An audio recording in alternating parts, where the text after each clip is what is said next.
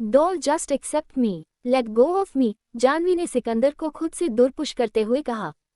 गुस्सा और डर इस समय जानवी के चेहरे पर बेहद अट्रैक्टिव लग रहा था। सिकंदर ने दोबारा गुस्से से जानवी के हाथों को इंटरलॉक कर दिया और उसके घने बालों को उसके गुस्से से तमतामते चेहरे से दूर किया। You touched me twice, so now it's my turn, और वैसे भी तुम्हें सिर्फ किस कर रहा हूँ, ये पनिशमेंट तो तुम्हारे लिए बहुत कम होनी चाहिए थी। So stop pushing me away, otherwise it won't take long time for me to become a monster। Sikandar ने जानवी के होठों को दोबारा अपनी गिरफ्त में ले लिया।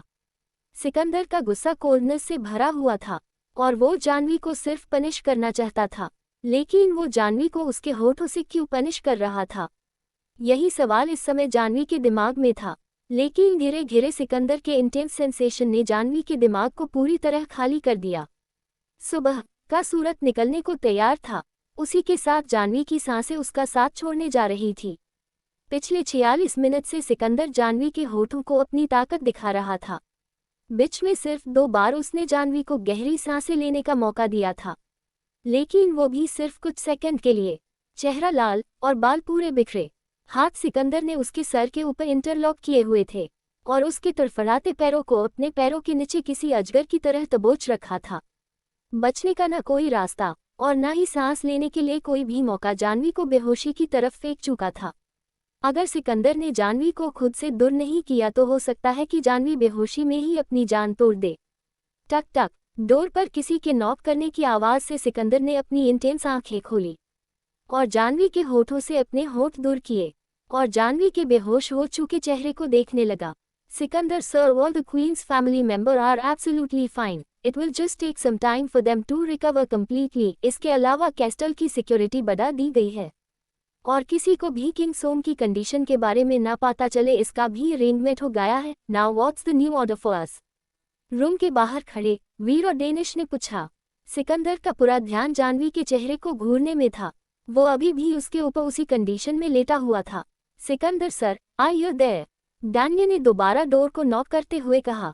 नॉक की आवाज़ से सिकंदर ने अपना नजरें जानवी से घुमाई और बंद डोर को घूरते हुए बोला, Daniel, by now Pratap Singh must have received the message about tomorrow's attack, तो जाओ और अपनी तैयारी पूरी करो। वैसे भी बिजली जब खुद पर गिरती है तो कैसा लगाता है, प्रताप सिंह को भी पता चलना चाहिए। सिकंदर की आवाज़ में कोल्डनेस भरी थी, जैसे वो बिल्कुल तनवीर की तरह गुस्से में हो। वीर और डेनिश ऑर्डर सुनकर वहां से चले गए। सिकंदर ने एक बार फिर अपनी नजरें जानवी की तरफ घुमा ली और उसके चेहरे को घूरते हुए खुद से बोला, आई डोंट अंडरस्टैंड, इस जंगली कैट को पनिशमेंट देते देते मुझे इसे और ऐसी ही पनिशमेंट देने का मन क्यों कर रहा है? यहाँ तक कि इसके होठों से दूर होने का मेरा अभी भी कोई इरादा नहीं।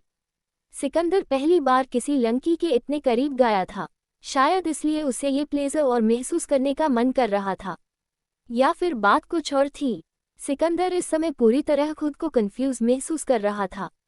तभी उसे एहसास हुआ कि जानवी अपनी आंखों को काफी देर से बंद किए हुए थी, यहाँ तक कि इसके हाथ पैर भी बिल्कुल बेजान बड़े हुए थे। हे जंगली, उठो, अभी तुम्हारी पनिशमेंट बाकी है, आखिर तुम बूढ़े बेंच कर सो कैसे सकती हो?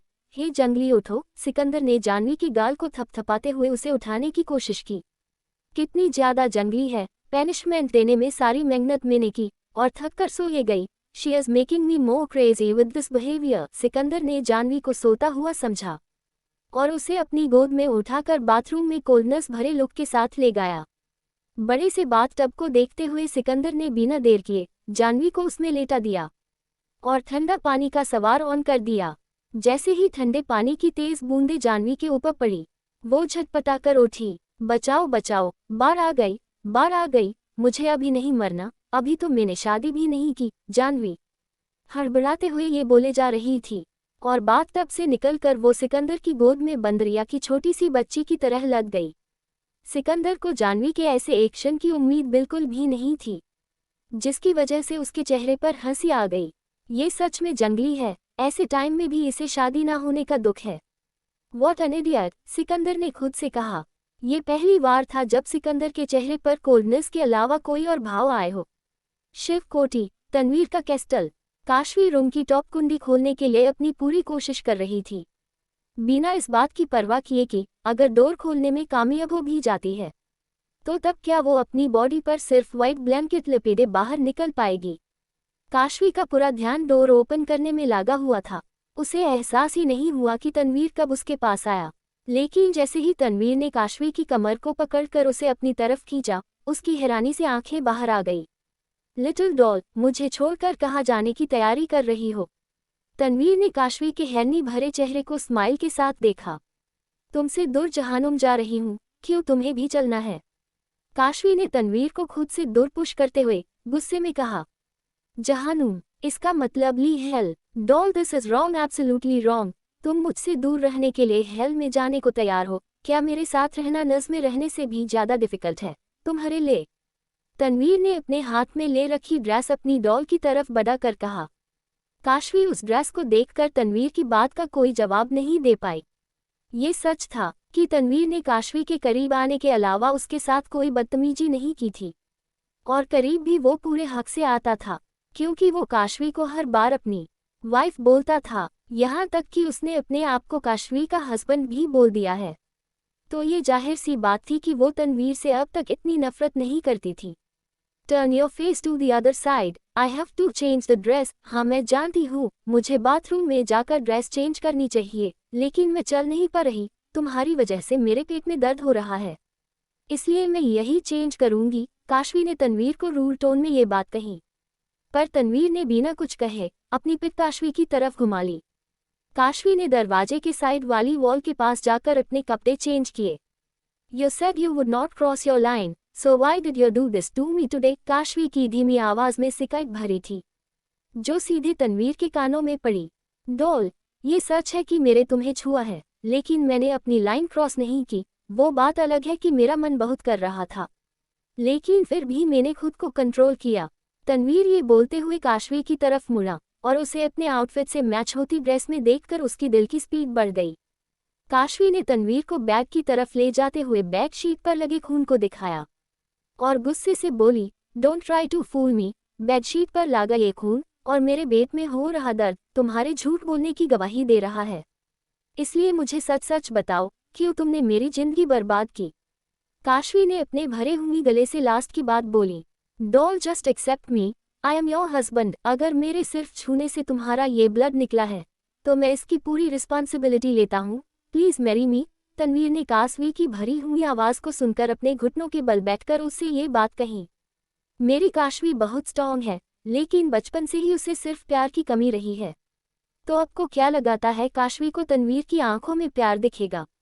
प्लीज यार, अच्छे अच्छे कमेंट करना। 42 sophisticated tyrant, I never thought of it. इतना डेसिंग और डेंजरस आदमी अपने घुटनों के बल बैठकर मुझसे शादी के लिए पूछेगा? काशवी की आंखों में हैरानी बढ़ती जा रही थी। देखो, तुम अपनी ये फालतू की बातें बंद करो। तुमसे शादी करने के लिए मुझसे तुम्हारे बारे में कुछ भी नहीं पाता, और दूसरी बात, तुम मुझे सिर्फ ह्यूमिलेट करने के लिए ये सारी बातें बोल रहे हो, क्योंकि तुम अच्छे से जानते हो मुझ जैसी चबी लड़की से कोई शादी नहीं करना चाहता। अर्थवा ने भी मुझे बहुत ह्यूमिलेट किया, और अब तुम भी। काशवी तनवीर की सीरियसनेस से खुद को बचाने के लिए गुस्से में कुछ भी बोले जा रही थी, बिना ये सोचे कि सामने वाले पर इस बात का क्या असर पड़ेगा। काशवी की आवाज़ उस रूम में गूंजने लगी, और अपने घुटनों के बल बैठो तनवीर एक कोल्ड लुक के साथ काशवी को देखने लगा। प्रिंसेस काशवी, क्या तुम्हें मैं बाकियों की तरह लगाता हूँ? क्या तुम्हें मेरी आंखों में जो सच्चाई है वो नहीं दिख रही? मैं बार बार तुम्हारे पास आते ही अपना कंट्रोल खो देता हूँ, क्या ये भी तुम्हें महसूस नहीं होता? मेरे होठ तुम्हें छूने को बेकरार रहते हैं, मेरी आंखें तुम्हें हमेशा हंसता हुआ देखना चाहती है, तुम्हें घायल देखकर मेरी सांसें मेरा साथ छोड़ने वाली थी। क्या तुम्हें ये सब दिखावा लगाता है?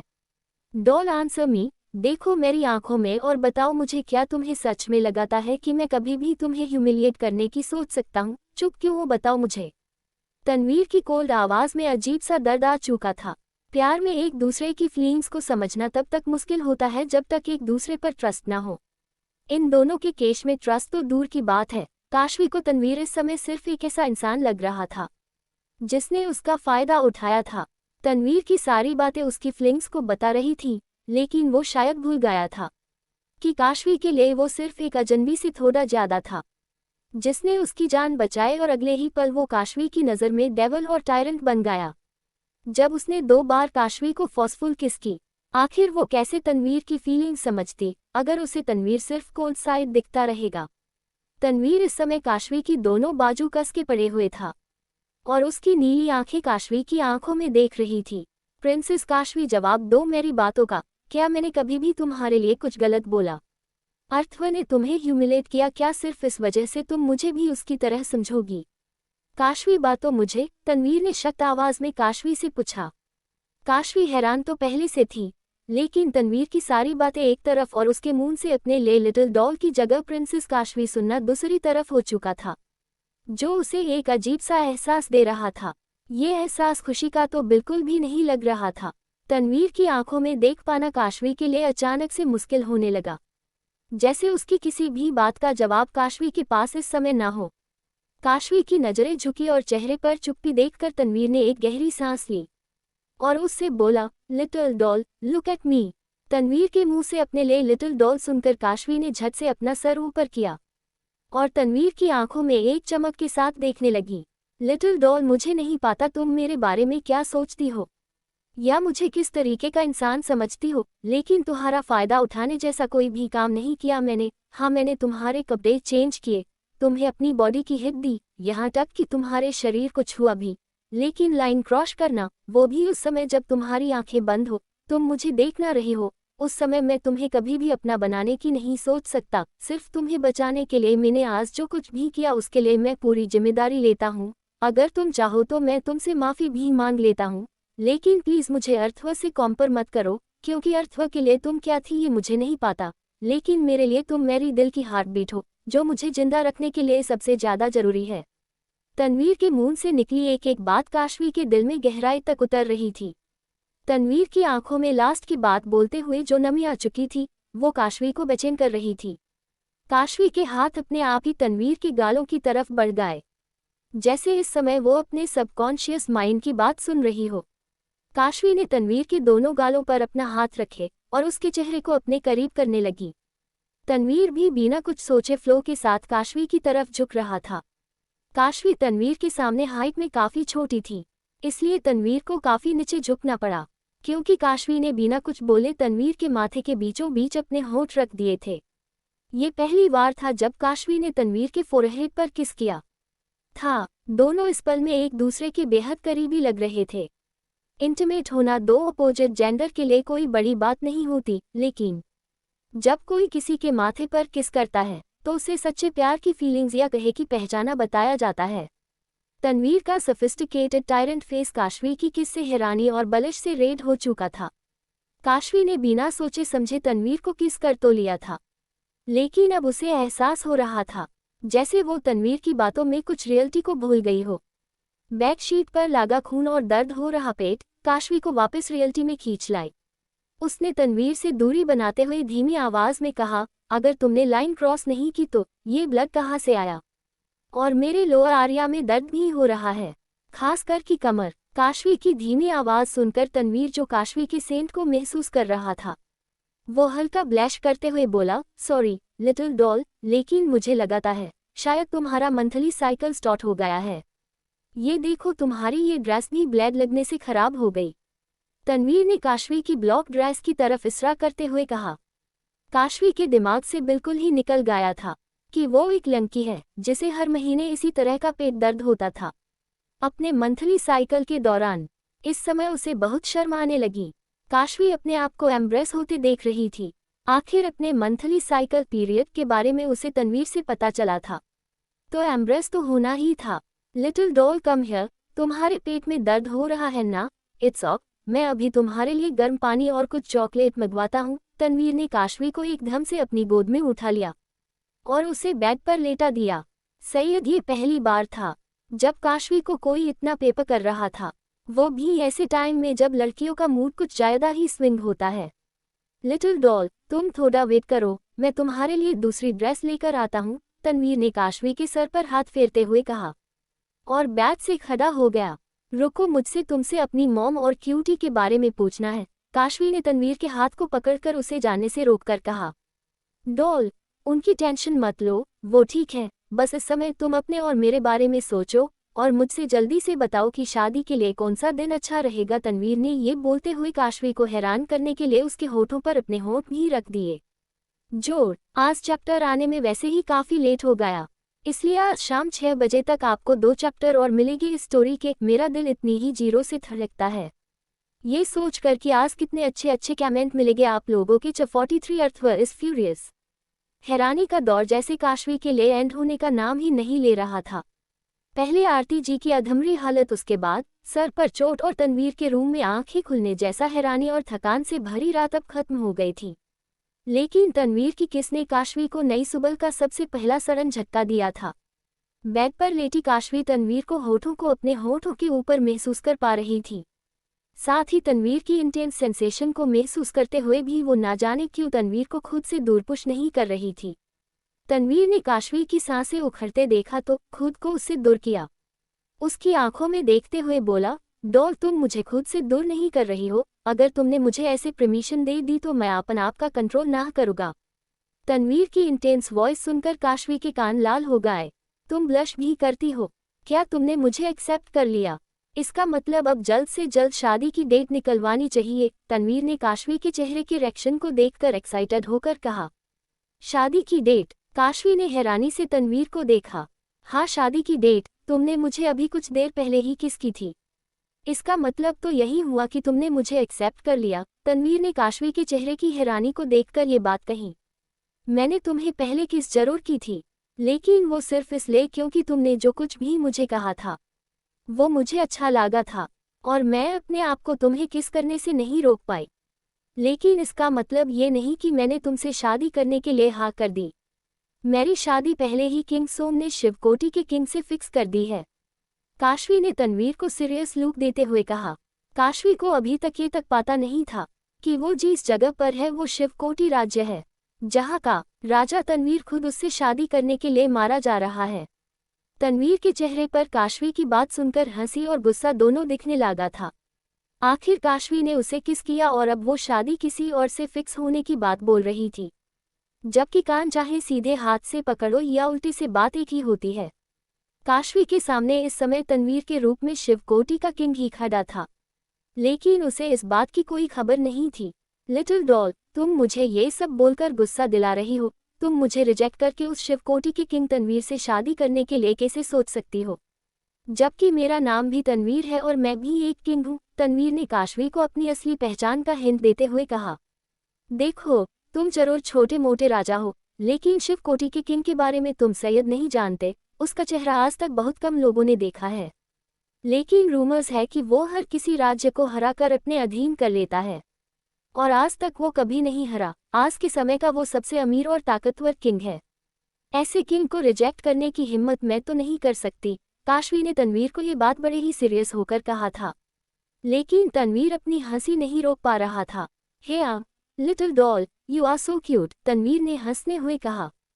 हंसते हुए ये कितना अट्रैक्टिव लग रहा है। आज से पहले मैंने किसी की हंसी इतने गौर से नहीं देखी। रुक रुक, काशवी तू उसकी हंसी को घूरना छोड़ और इसके पगलापन को देख। लगाता है मेरे रिजेक्शन ने इस टायरेंट का दिमाग खराब कर दिया है, जो ये इतनी सीरियस बात सुनकर पंगलों की तरह हंस रहा है। काशवी ने तनवीर को हैरानी से देखकर अपने मन में कहा। मुझे सच बताओ, आखिर तुम ऐसे पगलों की तरह क्यों हंस रहे हो? क्या मैंने अभी अभी इतने सीरियस होकर तुम्हें कोई जोक सुनाया है? काशवी ने अपनी हैरानी तोड़ते हुए तनवीर से पूछा। तनवीर ने काशवी के गाल को जोर से खींचते हुए कहा, मुझे तुम्हारी बातें किसी जोक से कम नहीं लगी। खैर ये सब छोड़ो और मेरी बात ध्यान से सुनो। मेरे अलावा तुम्हें किसी और के बारे में सोचने तक की परमिशन नहीं है, तो शादी तो बहुत दूर की बात है। You are mine, no one can dare to look at you. Tanveer ने ये बोलकर काशवी के मुंह में चॉकलेट खिला दी। तनवीर की बातों से काशवी नर्वस हो रही थी। इतनी फ्लैटी बातें काशवी ने आज तक नहीं सुनी थी। आखिर उसकी दुनिया में उसे हर कोई बस चबी बोल बोलकर सिर्फ बुली करता रहता था। अगर इस दुनिया में भी काशवी प्रिंसेस नहीं होती तो हो सकता था यहाँ भी लोग उसे बुरी तरह से बुली करते। मुझे मॉम से मिलना है, मैं वापस अपने केस्टल जा रही हूँ, काशवी ने चॉकलेट को निगलते हुए तनवीर से कहा। लिटिल डॉल, आज नहीं, आज तुम रेस्ट करो, मैं तुम्हें कल पक्का ले चलूंगा। और हाँ, मुझे आज किसी को नस भेजना है तो मैं तुम्हारे साथ शाम को बातें करूंगा। किसी भी चीज़ की ज़रूरत हो तो मेड को बता देना, लेकिन हाँ खबरदार जो तुम बेड से उतरी, तन्वीर ने काशवी के गाल को सहलाते हुए ये कहा और रूम से जाने के लिए खड़ा हुआ। क्या तुम मुझे यहाँ अकेले छोड़कर जा रहे हो? मैं तो यहाँ किसी को जानती भी नहीं, तो मैं अकेले कैसे? काशवी इससे आगे कुछ बोल पाती कि तन्वीर ने स्माइल के साथ कहा, डॉल तुम यहाँ अकेली नहीं हो। जब तक तुम यहाँ हो तुम्हें खुद यमराज से भी डरने की जरूरत नहीं है, क्योंकि तन्वीर के होते हुए तुम्हें यहाँ कोई छूने की भी हिम्मत नहीं कर सकता। और वैसे भी सिकंदर क्यूटी और तुम्हारी मेड जानवी को लेकर आता ही जोगा। तन्वीर की लास्ट की बात सुनकर काशवी के चेहरे पर बड़ी सी स्माइल आ गई।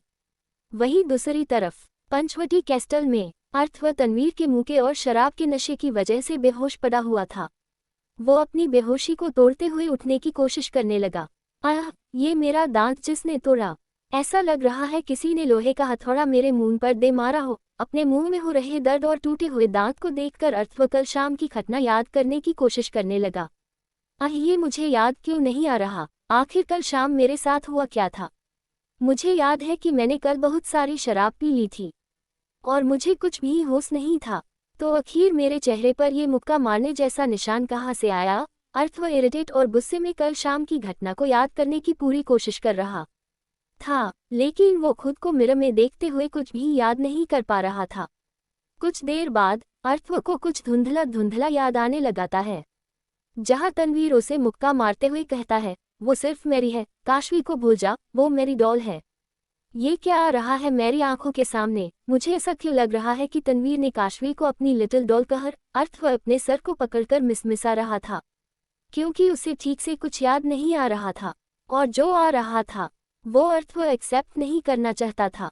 आखिर तन्वीर को कभी किसी लड़की ने इंटरेस्ट नहीं रहा, तो फिर काशवी जैसी उन अट्रैक्टिव चबी लड़की में द टायरेंट किंग के नाम से मशहूर तन्वीर काशवी को कैसे इतना पसंद करने लगा? अर्थव को कल शाम की बात याद आते ही उसने खुद से ये सवाल किया। प्रिंस अर्थव, शिवकोटी के किंग ने पंचवटी को अपने अधीन करने का फैसला ले लिया है। अभी वो प्रताप सिंह के राज्य राज ठाकरे पर अटैक करने निकले हैं। भागते हुए एक आदमी अर्थव के पास आया और बिना रुके बोलता चला गया। अर्थव ने जैसे ही ये बात सुनी वो कल की सारी बातें और तन्वीर से बहस को याद करके गुस्से में लाल होने लगा।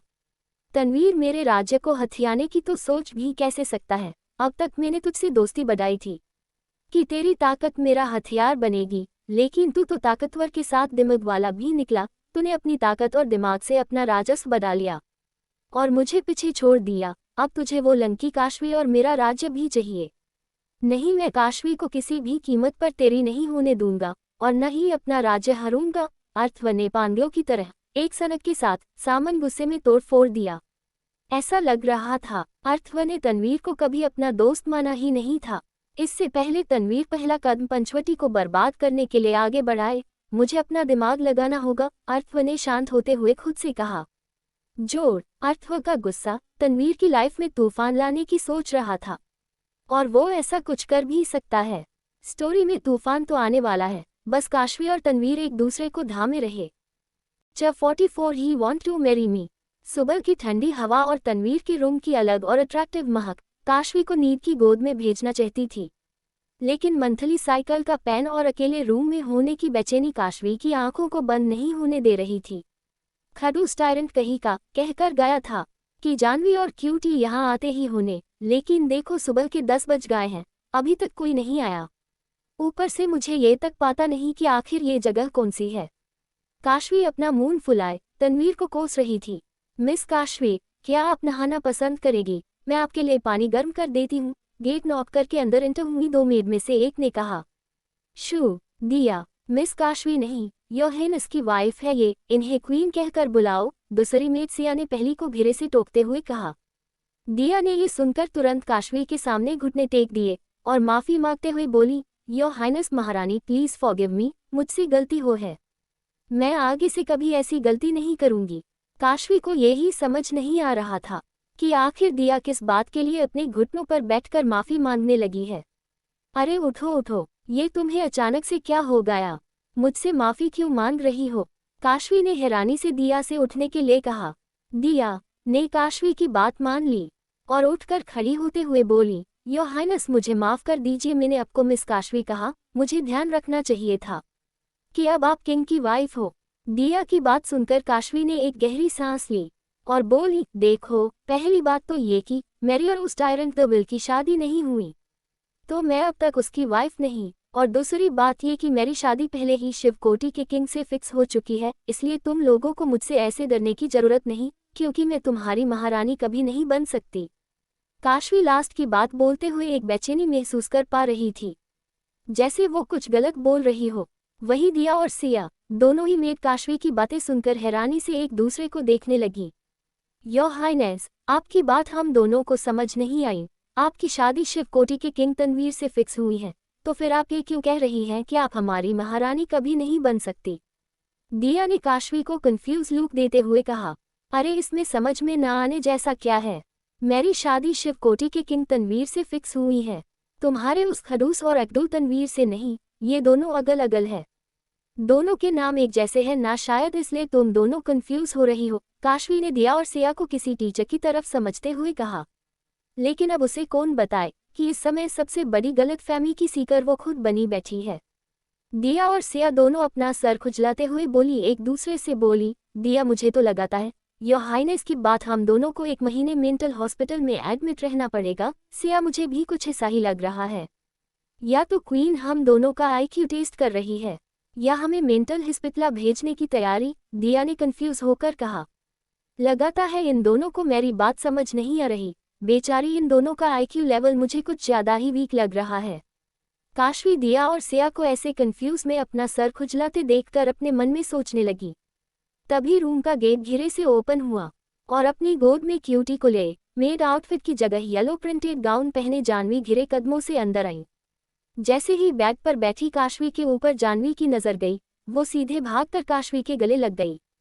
क्यूटी भी काशवी को गले लगने की कोशिश कर रहा था, लेकिन जानवी ने काशवी को खुद से दूर करने का नाम ही नहीं लिया। जानवी, मेरा दम घुट रहा है, मुझसे सांस तो लेने दो। काशवी ने जानवी को खुद से हल्का दूर किया। काशवी, तुम्हें पता है मैं कितना डर गई थी, कैसे कैसे ख्याल आ रहे थे जब मैंने किंग और बाकी सब की खराब हालत देखी। जानवी ने भरे हुए गले से कहा। जानवी के मुंह से पहली बार अपने लिए प्रिंसेस काशवी ना सुनकर सिर्फ काशवी सुनना काशवी को एक नौकर और मालिक के रिश्ते से आजाद कर चुका था। अब काशवी जानवी को अपनी दोस्त समझ सकती थी, क्योंकि जानवी ने अब काशवी को उसके नाम से बुलाया था, बिना इस बात की परवाह किए कि प्रिंसेस को नाम से बुलाने पर सख्त से सख्त सजा मिलती है। काशवी ने जानवी को गले लगा लिया और हंसने हुई बोली, जानवी, मैं बिल्कुल ठीक हूँ, मुझे भी तुम्हारी और क्यूटी की फिक्र हो रही थी। उद्धरण चिन्ह, तुम दोनों एक दूसरे के गले लगी बैठी हो, कोई मुझ पर भी तो ध्यान दो। मैंने तो तुम्हें उन लोगों से बचाने के लिए पांडा के बच्चे से कुत्ते के बच्चे की हरकत की थी। उन सब के पैरों में काट काट कर मेरे तो दांत भी दुखने लगे थे। क्यूटी ने बेड पर फुदकते हुए मुंह फुलाकर काशवी से कहा। क्यूटी की बात सुनकर काशवी को हंसी आ गई और उसने जानवी से दूर होकर क्यूटी को अपनी गोद में बैठाकर उसके सफेद मुलायम बालों से घूरे हुए सर को किस किया। Thank you very much cutie, तुम मेरे सबसे पहले और बड़े सेवियर हो। Thank you bank you, thank you. ये बोलते हुए काशवी ने 2-3 पप्पी क्यूटी को दे दी, जिसकी वजह से क्यूटी का चेहरा लाल हो गया। वो कुछ सूंघते हुए बिला, काशवी, ये ब्लड की स्मेल कहाँ से आ रही है? क्या तुम्हें कहीं चोट लगी है?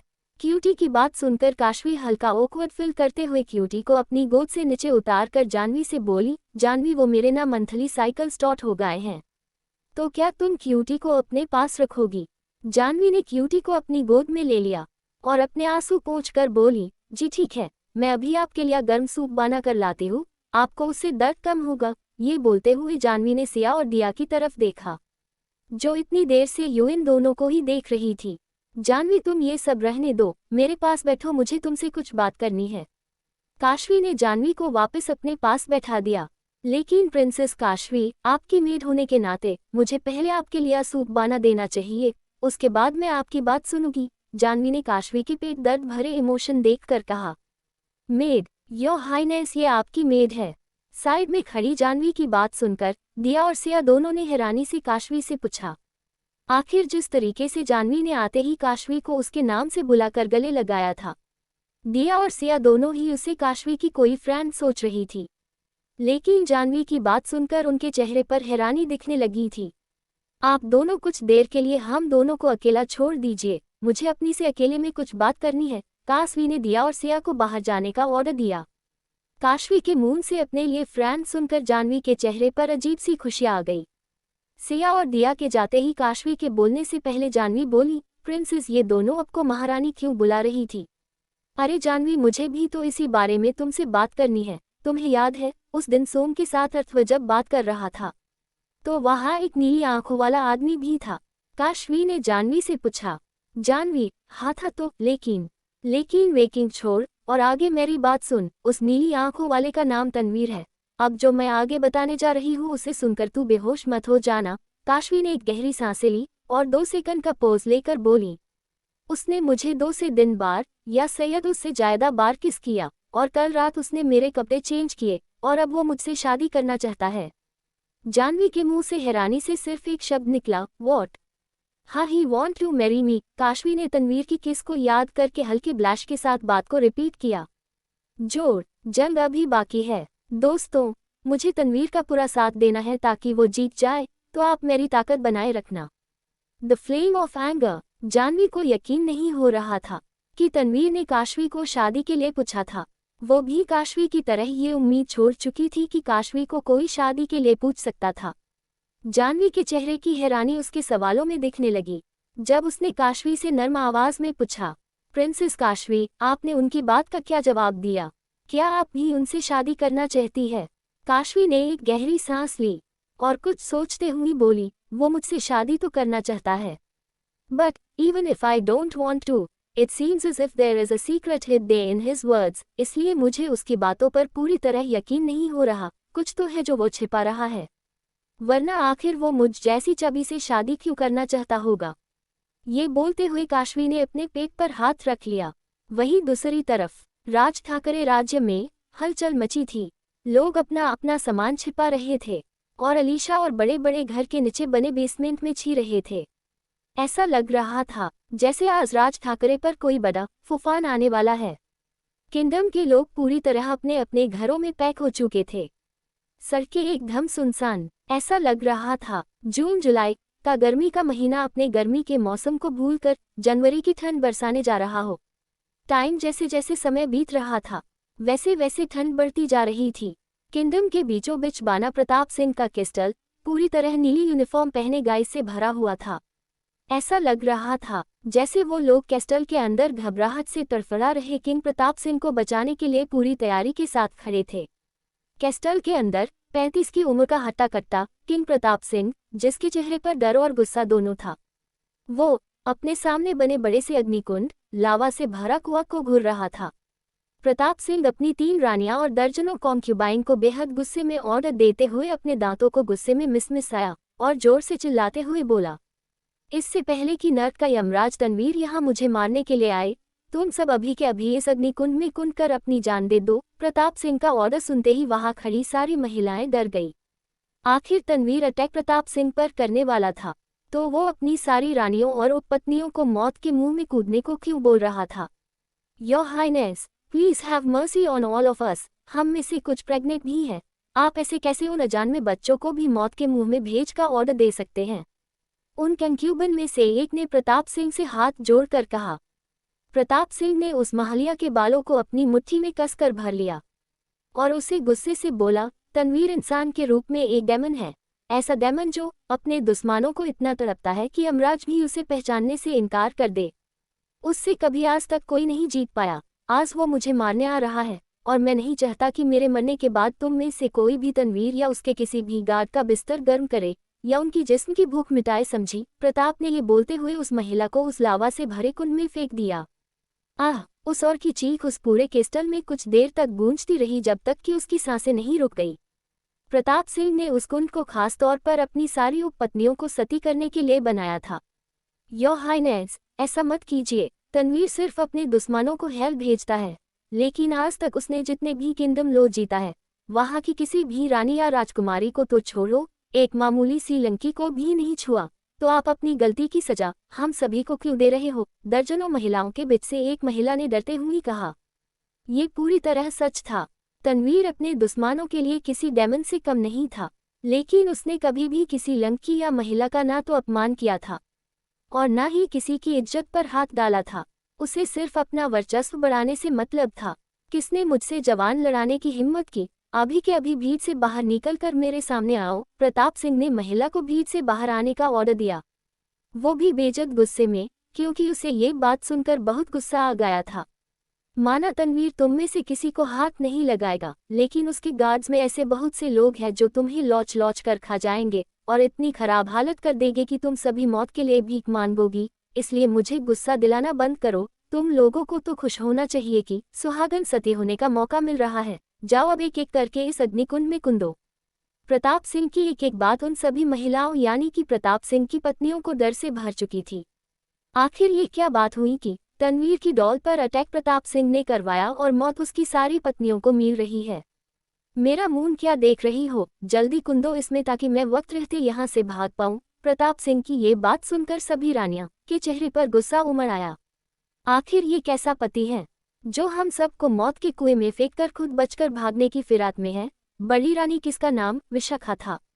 उसने दूसरी रानियों के गुस्से को बढ़ाने के लिए कहा, उद्धरण चिन्ह, हम में से कोई भी इस कुएं में नहीं कुंदेगी, खासकर वो जो प्रेग्नेंट है। तुम्हें जो करना है वो कर लो। आखिर तुमने तनवीर की होने वाली वाइफ को अपनी रखेल बनाने का इरादा रखा और उसमें नाकामयाब रहे तो तुम्हारी गलती की सजा हम में से कोई भी नहीं भुगतेंगी। विशाखा ने प्रताप सिंह को गुस्से से कहा और बाकी रानियों की तरफ देखने लगी, जैसे उन सबको ये यकीन दिया रही होगी जब तक हम सब एकजुट होकर प्रताप सिंह का ऑर्डर मानने से इनकार करेंगे तब तक वो हमें नुकसान नहीं पहुंचा सकता। प्रताप सिंह ने पहली बार अपनी पत्नियों की आंखों में विरोध की आग देखी थी, जिसे देखकर वो हैरान था। इस समय वो उस कैस्टल में अपनी सभी पत्नियों के साथ अकेला था, क्योंकि उसके सभी गार्ड्स और बच्चे कैस्टल के बाहर तनवीर के आने का इंतजार कर रहे थे। अगर प्रताप ने अपनी पत्नियों के साथ किसी भी प्रकार की जबरदस्ती की तो हो सकता था कि वो विरोध के साथ प्रताप सिंह पर हमला भी कर दे। रानी विशाखा, तुम्हारी जवान मौत को सामने देखकर कुछ ज्यादा ही चलने लगी है। इन सभी भेड़ बकरियों को मेरे खिलाफ भड़काने की तुम्हारी कोशिश अच्छी थी, लेकिन ये सब मेरी तेज आवाज से भी डर जाती है। तुम्हें लगाता है इनमें से कोई भी मेरी बात ना मानने की गलती करेगी? प्रताप सिंह ने विशाखा की गर्दन को जोर से दबोचते हुए कहा, मेरी डॉल को मिस्ट्रेस बनना चाहता था तू? हाथ खून से सने हुए और आंखों में गुस्सा, चेहरे पर कोल्डनेस ओवरफ्लो हो रही थी। राइट हैंड में एक कटी हुई मुंडी जिसमें से खून छन छन करके गिर रहा था। इस आवाज को सुनते ही प्रताप सिंह की पकड़ विशाखा की गर्दन पर ढीली हो गई और घबराहट के माने उसने अपने पीछे बढ़ रही ठंड को महसूस किया और झट से पीछे खड़े इंसान के रूप में दमोन को देखकर उसकी आंखें हैरानी से बड़ी हो गई। मेरी डॉल, आखिर तूने उसे अपनी मिस्ट्रेस रखेल बनाने का सोचा भी कैसे? एक एक सब तनवीर के बेपनाह गुस्से और काशवी की रेस्पेक्ट के लिए तनवीर उस कैस्टल और प्रताप सिंह के कानों में गूंज उठा। Chapter 46 Tanveer as a disaster. Pratap Singh की हालत का अंदाजा तनवीर के गुस्से से निकले शब्दों से तो पाता ही चल रहा था, लेकिन प्रताप सिंह को सबसे बड़ा झटका तनवीर के हाथ में कटी हुई मुंडी को देखकर हुआ। सुरजीत बेटा, प्रताप सिंह की हैरानी और डर से भरी चुप्पी उस मुंडी को देखकर टूट चुकी थी। सुरजीत सिंह प्रताप सिंह का सबसे बड़ा बेटा और राज ठाकरे किंगडम का होने वाला किंग भी था। आज वो तनवीर से अपने पिता को बचाने के लिए अपने सभी गार्ड्स के साथ कैस्टल के बाहर लीडर की तौर पर सबसे आगे खड़ा था। लेकिन शायद उसकी किस्मत खराब थी जो वो तनवीर जैसे टायरेंट किंग को कम समझने की गलती करे बैठा था। तनवीर एक डिजास्टर है जो अपने और अपने मीस के बीच आने वाले बड़े बड़े पहाड़ को भी काट कर छोटा करने की हिम्मत रखता है। तो सुरजीत सिंह और इसके कुछ मामूली से गार्ड्स में इतनी ताकत कहाँ कि वो तनवीर जैसी तबाही के सामने खुद को बचा पाते।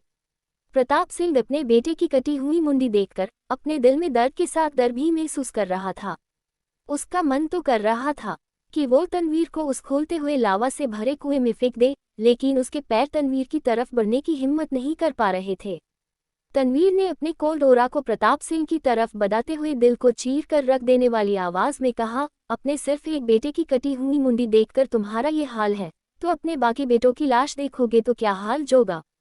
तनवीर के बोलने की देर थी कि सिकंदर और बाकी पांचों लड़ाकू हथियार दीक्षित, वीर, सुलेमान, रूपेश, विजेश अपने हाथों में कटी हुई गर्दन लेकर किसी जल्लाद के एक्सप्रेशन के साथ वहां एंटर हुए।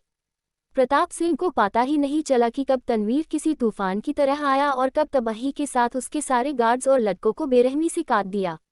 अपने दोनों हाथों में कटी हुई मुंडी को सिकंदर और बाकी उन पांचों ने प्रताप के पैरों की तरफ फेंक दिया, जिसकी वजह से खून के छींटे हवा में उड़ते हुए प्रताप सिंह के मुंह पर जम गए। आज एक ही पल में प्रताप सिंह का पूरा वंश उजड़ गया था। सिर्फ उसकी एक गलती की वजह से न वो काशवी को अपनी मिस्ट्रेस बनाने की सोचता और न ही तनवीर नाम की तबाही उसकी लाइफ में आती। विशाखा, देखो, उस डेमन ने तुम्हारे बेटे को मार डाला, अब वो तुम्हारे पति को मारकर तुम्हें विधवा बना देगा। तनवीर को अपनी तरफ बढ़ते देखकर प्रताप सिंह किसी काय की तरह अपनी उसी पत्नी के पीछे छिपने लगा जिसे वो कुछ देर पहले अपनी मर्दानगी दिखा रहा था। विशाखा के साथ साथ वहां खड़ी और भी रानियां पूरी तरह टूटकर रोने की हालत में पहुंच चुकी थी। आखिर उनमें से ना जाने कितनों ने अपना बेटा खो दिया था, जिनकी कटी हुई मुंडी उनके सामने पड़ी थी। विशाखा का तो उसी पल हाल बेहाल हो गया था जब उसने तनवीर की मुट्ठी में सुरजीत की मुंडी देखी थी, लेकिन वो शौक और दुख के मारे अभी तक अपने मुंह से एक भी शब्द नहीं निकाल पाई थी। कामने, हवस के पुजारी, नामर्द कहीं का, अपने ऊपर मुसीबत आई तो मेरे पल्लू के पीछे छिप रहा है। तेरी वजह से, सिर्फ और सिर्फ तेरी वजह से हम लोगों ने अपने बेटों की लाश देखी है। तुझे जिंदा रहने का कोई अधिकार नहीं है। विशाखा को एक झटके से अपने दुख और कट सिचुएशन का अंदाजा हुआ और वो अपने पीछे छिप रहे प्रताप सिंह को गुस्से से पीटते हुए ये सारी बातें चिल्लाने लगी। विशाखा को देखकर वहां खड़ी बाकी रानियों में भी हिम्मत आ गई।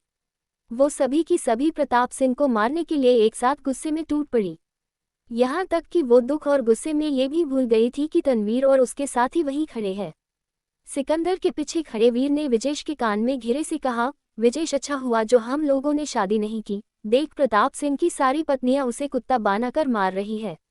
विजेश ने प्रताप सिंह पर तरस खड़े हुए, बेचारा लगाता नहीं जिंदा बचेगा। ये पहली बार देखा है मैंने जहां सारी पत्नियां एक साथ अभी तक की अपनी सारी खुन्नस निकाल रही है।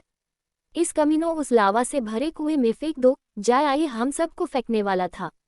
विशाखा ने अपने गुस्से और दुख के आंसू पोंछते हुए बाकी रानियों से कहा। सभी ने प्रताप को अधमरी हालत में पहुंचा दिया था और अब वो उसे उठाकर उस अग्निकुंड में फेंकने जा रही थी। बैक ऑफ, कोई भी उसे जान से मारने की हिम्मत करने की मत सोचना। उसकी मौत तुम लोगों के हाथों नहीं मेरे हाथों होगी। तनवीर, जो अब तक चुपचाप खड़ा था, वो एकदम से अपनी कोल्ड वॉइस में बोल पड़ा। मेरी डॉल के लिए जिसने इतना गंदा सोचा हो, जिसकी वजह से मेरी डॉल का खून बहा हो, उस रास्कल को मैं इतनी आसान मौत तो नहीं मरने दूंगा। तनवीर ने प्रताप सिंह के बालों को पकड़ा और उसे खींचकर उसी हालत में सिकंदर की तरफ फेंककर आगे बोला, अभी के लिए सिर्फ उसकी एक उंगली काट दो, बाकी इसे भी वही ले जाओ। कहा, इसके भाड़े के टैटू अपनी मूत की भीख मांग रहे हैं। तनवीर ने सिकंदर को ऑर्डर देते हुए कहा। सिकंदर ने उसी पल प्रताप सिंह के दोनों हाथों की एक एक उंगली काट दी और उसके मुंह में कपड़ा ठूंस दिया ताकि उसकी चिंखों से तनवीर और ज्यादा इरिटेट ना हो। अब राज ठाकरे राज्य तनवीर का हो चुका था। All of you should now understand that you are now a widow. इसलिए तुम लोग अब इस कैस्टल में रहने वाली रानियां नहीं रही। तुम सब अब यहाँ से जा सकती हो और हाँ, अपना कीमती सामान भी ले सकते हो। तनवीर ने प्रताप सिंह को बेहोशी की नींद में जाते देखकर वहां मौजूद सभी रानियों से कहा। तनवीर की बात से ये बात साफ पता चल रही थी कि उसे उनमें से किसी भी रानी में कोई इंटरेस्ट नहीं था और न ही वो किसी को गुलाम बनाने की बात बोल रहा था। लेकिन अब वो रानियां बेघर होकर कहा जा सकती थी। जो भी राजा जीतता था, वहां की जितनी भी रानियां होती थी, वो उस जीतने वाले राजा की मिस्ट्रेस बनकर उसी कैस्टल में रहती थी। लेकिन यहाँ तो तनवीर उन सबको जाने के लिए कह रहा था। विशाखा को अच्छे से पता था, अगर वो या कोई भी रानी कैस्टल से बाहर गई तो लोग उन्हें हारे हुए राजा की पत्नी समझकर लौच लौच कर कोठे पर बैठा देंगे। जानकर दुख जरूर होगा, लेकिन छोड़ी हुई रानी और विधवा रानी का लोग ऐसा ही हासिल करते थे इस दुनिया में। विशाखा तनवीर की बात सुनकर उदास हो गई। आंसू तो बेटे की मौत से पहले ही रुक नहीं रहे थे। अब अपनी होने वाली हालत को सोचकर विशाखा पूरी तरह टूट गई। वहां मौजूद सभी रानियां देखने में खूबसूरत और जवान थी। कुछ तो अभी सिर्फ 21 साल की ही थी। विशाखा खुद अभी सिर्फ 28 साल की थी, जो खूबसूरती को अपने नाम किए हुए थी।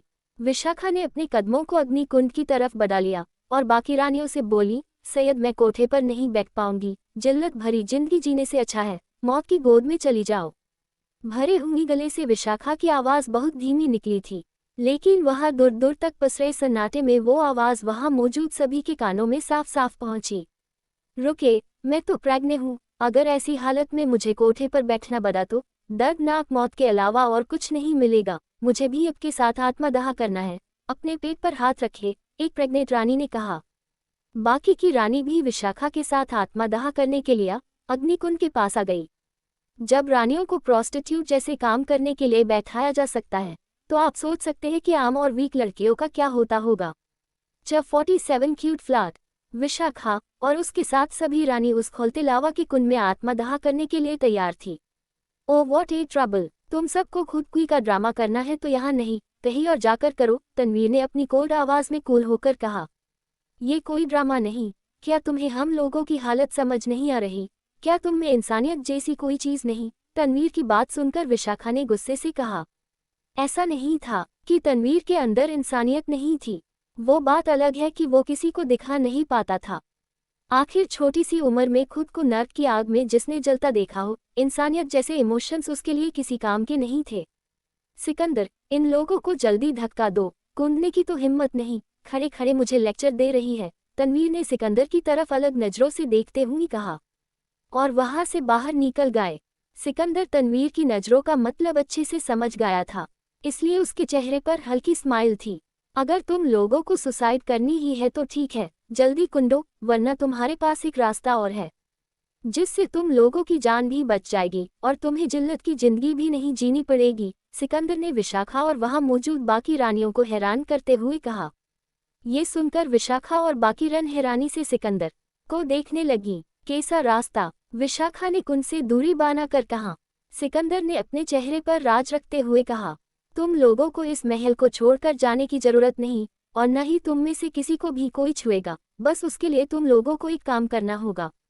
कैसा काम? सभी रानियों ने एक धम से उम्मीद के साथ पूछा।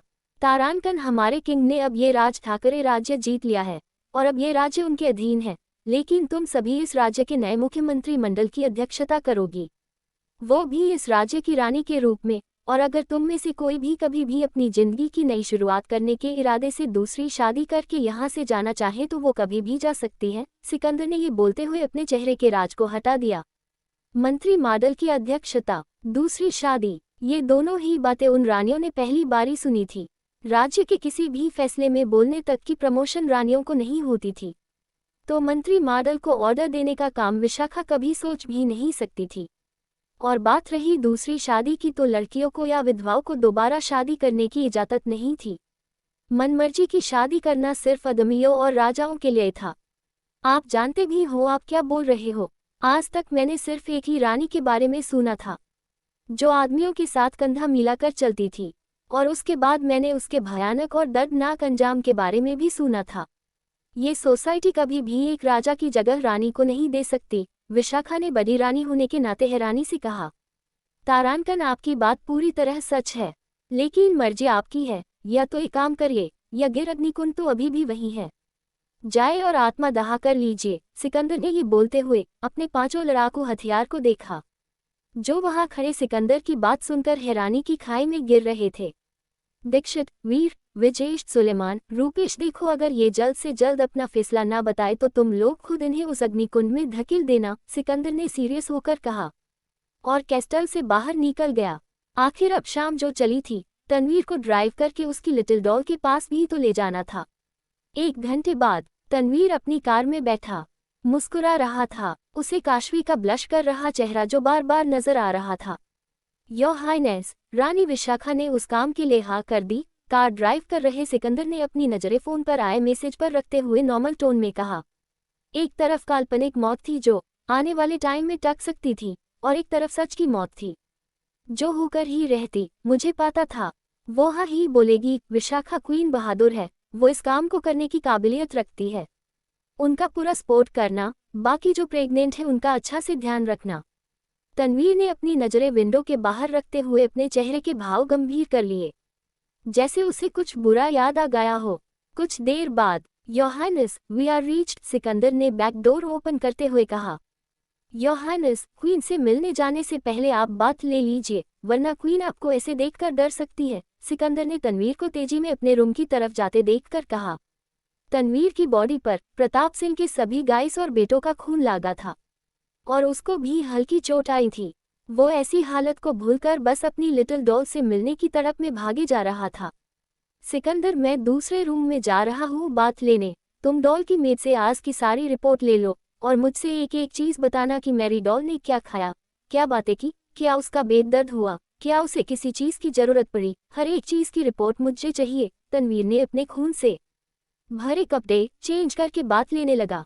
सिकंदर भी बात लेकर जानवी से आज पूरे दिन काशवी ने क्या किया उसकी रिपोर्ट लेने चला गया। तनवीर पूरी तरह फ्रेश और रेडी होकर काहवी यानी के अपने रूम के बाहर खड़ा था। उसका हाथ डोरनॉब पर था, लेकिन जैसे वो उसे ओपन करने से पहले अपनी सारी थकान, टेंशन, कोल्डनेस बाहर छोड़कर जाना जाता था। तनवीर ने एक गहरी सांस ली और डोर ओपन करके अंदर आया। कमरे में काशवी के बॉडी सेंट ने तनवीर की नाक में अपनी जगह बना ली। उसकी आंखों ने काशवी को देखा, जो अभी अभी बात लेकर अपने हल्के गीले बालों को ड्राई कर रही थी।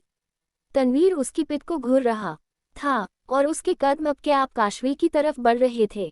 चेहरे पर अजीब सा दीवानापन और आंखों में इंटेज फीलिंग के साथ तनवीर काशवी के बिल्कुल करीब आ पहुंचा था। बस हल्का सा गैप उन दोनों के बीच था। काशवी पूरी तरह तनवीर से अनजान अपनी ही मस्ती में अपने बालों को सुखा रही थी। तभी वो एकदम से पलटी और तनवीर की ब्रॉड चेस्ट उसकी आंखों के सामने आ गई। हैरानी इतनी बढ़ गई कि काशवी ने एकदम से तनवीर से दूर होने की कोशिश की और उसका बैलेंस बिगड़ गया। वो गिरने को हुई कि तनवीर ने उसे उसकी कमर से थाम लिया। काशवी के दिल की स्पीड अचानक से तेज हो गई। अचानक चौंकने की वजह से या तनवीर को अपने करीब देखकर ये बता पाना मुश्किल था, लेकिन काशवी की दिल की धड़कन की आवाज़ उसे खुद भी सुनाई दे रही थी। कुछ देर के लिए जैसे लम्हा थम गया हो, दोनों की नीली काली आंखें एक दूसरे में खो गई। तुम मुझे ऐसे क्यों देख रहे हो? काशवी ने अपनी नज़रों को तनवीर से दूसरी तरफ घुमाकर हल्की नर्वसनेस के साथ पूछा। तनवीर ने काशवी को उसी तरह थामे रखा और हल्का उसकी तरफ झुककर अपनी सर सेडिक्टिव वॉइस में बोला, एक ख्वाहिश जागती है दिल में तुम्हें ऐसे देखकर। तुम्हारे इन रेशमी गीले बालों को घेरे से तुम्हारे कान के पीछे बड़े प्यार से ले जाओ। अपने होठों को तुम्हारी सुराहीदार गोरी गर्दन पर रखूं, एक निशानी अपने दांतों की दे दूं। लेकिन अगले ही पल मुझे तुम्हारे ऊपर तरस आ जाता है। कहीं तुम्हें छूते ही मैंने अपना कंट्रोल खो दिया तो तुम्हारी पूरी रात दर्द और सिसकियों में गुजरेगी। जोर, आप पहले से बेहतर फील कर रही हूँ, इसलिए आपको रात 9 बजे तक वेट नहीं करना पड़ा। वैसे आप लोगों से बातें करके मुझे अच्छा लगाता है। थैंक यू मुझे अच्छा फील करवाने के लिए। जब 48 cute fight with romance. Tanveer के हाथ अपनी डॉल के बालों में घूम रहे थे और आंखें इंटेंस होकर उसके ब्लैश कर रहे चेहरे को छू रही थी। तनवीर की एक एक बात काशवी के दिल में अजीब सी चुलबुली गुदगुदी दे रही थी। उसकी आंखें तनवीर की नीली आंखों की गहराई में डूब रही थी। आज शायद पहली बार काशवी ने तनवीर के हैंडसम और डेसिंग फेस को इतने गौर से देखा था। उसकी नीली आंखों में इंटेंस फीलिंग, हल्के लॉन्ग घुंघराले बाल, परफेक्ट फेक कट और उसकी हट्टी कट्टी बॉडी। काशवी ने आज तक अपनी दुनिया में इतने हैंडसम लड़के को नहीं देखा था। तनवीर के हाथ काशवी के बालों से होते हुए उसके होठों के पास बढ़ने लगे, जैसे वो उसके गुलाबी होठों को बिना छुए अब और नहीं रह पा रहा था। तनवीर की इंटेंस और फ्लैटी आइज अब काशवी की आंखों से हटकर उसके होठों पर ठहर चुकी थी। तनवीर की उंगलियों ने काशवी के हल्के गुलाबी होठ छुए और अब वो अपने होठों से काशवी के होठों को चुना चाहता था। आखिर क्यों मैं अपनी लिटिल डॉल के लिए हर बार पहले से ज्यादा लालची हो जाता हूँ? अपनी डॉल से कुछ देर की दूरी मुझे बेचैन कर देती है। बस मैं अपनी बाहों में अपनी डॉल को हर पल महफूज करना चाहता हूँ। आखिर क्यों मैं खुद को अपने कंट्रोल से बाहर पाता हूँ जब भी मेरी डॉल मुझे ऐसे देखती है? इस समय भी मैं अपने आप को रोक नहीं पा रहा। मुझे बस मेरी डॉल के होठों को अपने होने का एहसास दिलाना है, उन्हें बताना है कि मेरे अलावा उन्हें और कोई नहीं छू सकता। तनवीर के होठ काशवी के होठों की तरफ बढ़ रहे थे और उसके दिमाग में काशवी का ब्लैश करता चेहरा ही छाया हुआ था। तनवीर को इस समय ऐसे देखकर कोई भी ये नहीं कह सकता कि वो आज दिन में किसी बीस्ट की तरह अपने एनिमीज को चीर फाड़ कर आया होगा। और कुछ देर पहले जिसके चेहरे पर कोल्डनेस अपना कब्जा किए बैठी थी, अब वो पूरी तरह किसी लवर बॉय की तरह अपनी डॉल को किस करने के लिए बढ़ रहा था। इस टायरेंट की इंटेंस नजरें और इसकी फ्लैटी बातें मुझे ब्लैश करने से रोक नहीं पा रही। मेरी कमर को इसने इतने प्यार से थाम रखा है कि मुझे अपने मंथली साइकिल का पैन भी बिल्कुल फिल नहीं हो रहा। आखिर ये मुझे हो क्या रहा है? ये मेरे होठों को अपनी गिरफ्त में लेने के लिए बढ़ रहा है और मैं इसे रोकना नहीं चाहती। नहीं काशवी, तुझे अपने आप को कंट्रोल करना होगा। अपनी बढ़ती मदहोशी को रोक, वरना ये सच में मेरी पूरी रात दर्द और सिसकियों से भर देगा। काशवी ने तनवीर के होठों को अपनी तरफ बढ़ते देखकर खुद को मजबूत किया। इंटेंस सेंसेशन और फीलिंग की गर्म ज्वाला दोनों तरफ एक बराबर लगी थी, लेकिन काशवी अपने आप को ऐसे कैसे तनवीर को सौंप सकती है? आखिर अभी तक तनवीर ने एक बार भी लव यू जैसे 3 मैजिकल वर्ड्स नहीं बोले, सीधे उस पर अपना अधिकार दिखाया, उसे अपनी क्वीन मान लिया। क्या ये सब अपने प्यार के इजहार से भी बड़ी बातें हैं? शायद हाँ या शायद ना, डिपेंड करता है कि आप किस तरीके से इस बात को सोचोगे। ये सच है कि तनवीर पूरी तरह काशवी को अपना मान चुका है और उससे शादी भी करना चाहता है, लेकिन उसे किस करने या उसके लिए अपने बढ़ते डिजायर को दिखाने से पहले तनवीर उसे अपनी फीलिंग्स बता देता तो शायद काशवी खुद को रोकने के लिए इस वक्त खुद से लड़ाई नहीं कर रही होती। The way you flirt with me, my heart speed is increasing very fast, please मुझसे थोड़ा दूर हो जाओ, मुझे अजीब सी घबराहट हो रही है, मैं सांस नहीं ले पा रही। काशवी ने तनवीर और अपने होठों के मिलन को रोकने के लिए अपने हाथ से अपना मुंह कवर कर लिया। काशवी की हल्की प्यारी आवाज सुनकर तनवीर ने काशवी के हाथ पर किस कर लिया, जिससे उसने अपने होठों को छिपा रखा था, जिससे काशवी की बॉडी में तेज सेंसेशन हुई और आंखें हैरानी से बड़ी हो गई। तनवीर ने काशवी की हैरानी से भरी आंखों को देखा और ना चाहते हुए भी उससे दूरी बनाकर दूसरी तरफ मुंह घुमाकर खड़ा हो गया। गहरी गहरी सांसें ले रहे तनवीर ने खुद को देखा। काशवी के करीब होने से वो एक्साइट हो गया था। सच में, मैं अपनी डॉल के सामने खुद को कंट्रोल नहीं कर पाता। अभी उसका मंथली साइकिल भी चल रहा है, जिस वजह से वो मुझे और भी अट्रैक्टिव लग रही है। मुझे खुद को शांत करवाना होगा। मैं डॉल के साथ किसी तरीके की जबरदस्ती नहीं करना चाहता, तनवीर ने खुद को रिलैक्स करते हुए कहा। बड़ी मुश्किल से तनवीर ने खुद को शांत किया, लेकिन जैसे ही वो पीछे मुड़ा, अपनी डॉल को ब्लश करते देखकर फिर से उसका वही हाल हो गया। उसने काशवी की दोनों बाजू मजबूती से पकड़ी और कोल्ड वॉइस में बोला, stop doing that kind of thing, मुझे क्रेजी बनाना बंद करो, वरना मैं सच में तुम्हारी पूरी रात दर्द से भर दूंगा और बिल्कुल भी मासी नहीं देखूंगा। काशवी भी अपने आप को शांत करने की कोशिश कर रही थी, लेकिन वो तनवीर को देखते ही ब्लश करना रोक ही नहीं पा रही थी। मुझे दर्द हो रहा है, छोड़ो मुझे, आखिर मैंने किया क्या है जो तुम्हें पागल बना रहा है? काशवी को तनवीर की पकड़ से अपनी बाजुओं में दर्द महसूस हुआ। काशवी की बात सुनकर तनवीर ने कोल्ड आवाज में कहा, डॉल, इतनी इनॉक्सेट बनने की जरूरत नहीं है तुम्हें अच्छे से पता है तुमने क्या किया। अब तुम्हारी वजह से मुझे ठंडे पानी से शावर लेना होगा, वरना मैं अपने बढ़ते डिजायर को रोक नहीं पाऊंगा। तनवीर की बात सुनकर काशवी को बात का मतलब समझ आया और उसने अपनी नजरें तनवीर के वर्चुअल पार्ट पर डाली, जिसे देखकर उसके चेहरे पर एक ओकावरनेस आ गई। Well, what is my fault in this? तुम अपने आप को कंट्रोल नहीं कर पा रहे तो मुझे क्यों ऑन कर रहे हो? गलती तुम्हारी है, अब मुझे छोड़ो, मुझे दर्द हो रहा है, काशवी ने अपनी नजरें नीचे करके तनवीर ने कहा। तनवीर को गुस्सा आ तो रहा था, लेकिन सिर्फ इस बात पर कि वो काशवी के मंथली साइकिल के टाइम उसे और दर्द नहीं देना चाहता था, वरना हो सकता था कि वो आज अपनी लाइन भी क्रॉस करने से पीछे नहीं हटता। Little doll, don't mess with me, जब मैं शावर लेकर आऊँ तो तुम अपनी ये क्यूट हरकतें बंद कर देना। अगर मुझे तुम्हारी वजह से दोबारा ठंडे पानी से शावर लेना पड़ा तो याद रखना मैं अकेले नहीं भिगूंगा, अगली बार तुम मेरे साथ ठंडे पानी में खड़ी रहोगी, समझी? तनवीर ने अपने गुस्से को काबू में लाते हुए ये कहा और उसी कमरे के बाथरूम में शावर लेने चला गया। वहीं दूसरी तरफ तनवीर का ऑर्डर फॉलो करते हुए सिकंदर जानवी को ढूंढ रहा था, लेकिन जानवी तो सर्वेट कोटा में उसे कहीं नहीं दिखी। अब ये जंगली कहाँ चली गई? सिकंदर ने बड़े से कैस्टल के सर्वेट काटा में देखते हुए कहा, हे सुनो, तुमने उस जंगली को कहीं देखा है? मैं कब से उसे ढूंढ रहा हूँ, लेकिन पता नहीं कौन से कोने में दुबक कर बैठी है। सिकंदर ने वहां मौजूद एक मेड को रोकते हुए कोल्ड वॉइस में पूछा। वो बेचते मेड जिसके हाथ में ट्रे थी, वो अपनी लड़खड़ाती हुई आवाज में बोली, जनरल सिकंदर, मुझे माफ करना, लेकिन मुझे लगाता है आपसे कोई गलती हुई है। इस कैस्टल में जंगली नाम की कोई भी मेड नहीं है। उद्धरण चिन्ह। उस मेड की बात सुनते ही सिकंदर को एहसास हुआ कि कोई भी जानवी को जंगली के नाम से नहीं बुलाता, सिवाय उसके। उसने अपनी आवाज में एक बदलाव लाते हुए कहा, तुम्हें मुझे बताने की जरूरत नहीं कि मुझे गलतफहमी हुई है या नहीं, तुम जाओ अपना काम करो, मैं उस जंगली को खुद ही ढूंढ लूंगा। सिकंदर इतना बोलकर वहां से दूसरी डायरेक्शन में चला गया। जरूर सिकंदर सर को किसी पागलपन का दोहरा पड़ा है, बिना बात के मुझे सुना कर चले गए, उस मेड ने सिकंदर को मन में कोसते हुए कहा। कुछ देर बाद सिकंदर किचन की तरफ आया, जहां उसे क्यूटी और जानवी दिखे। मैं इस जंगली को ढूंढ ढूंढ कर पागल हुआ जा रहा था, और ये यहाँ बैठी खाना खा रही है। सिकंदर ने जानवी की पिठ को देखा और उसकी तरफ अपने कदमों को बढ़ा दिया। जानवी और क्यूटी दोनों ही आमने सामने बैठकर खाना खा रहे थे। सिकंदर की तरफ जानवी की पिठ थी और क्यूटी का फेस। क्यूटी बैम्बू स्टिक को खा रहा था और साथ ही खुद जानवी की पलट से पूरी और सब्जी भी। हे जंगली, खाना खाना बंद करो और मुझे क्वीन के बारे में आज की पूरी जानकारी दो। सिकंदर ने जानवी के ठीक पीछे खड़े होकर अपनी कोल्ड आवाज में उसे चौंका दिया।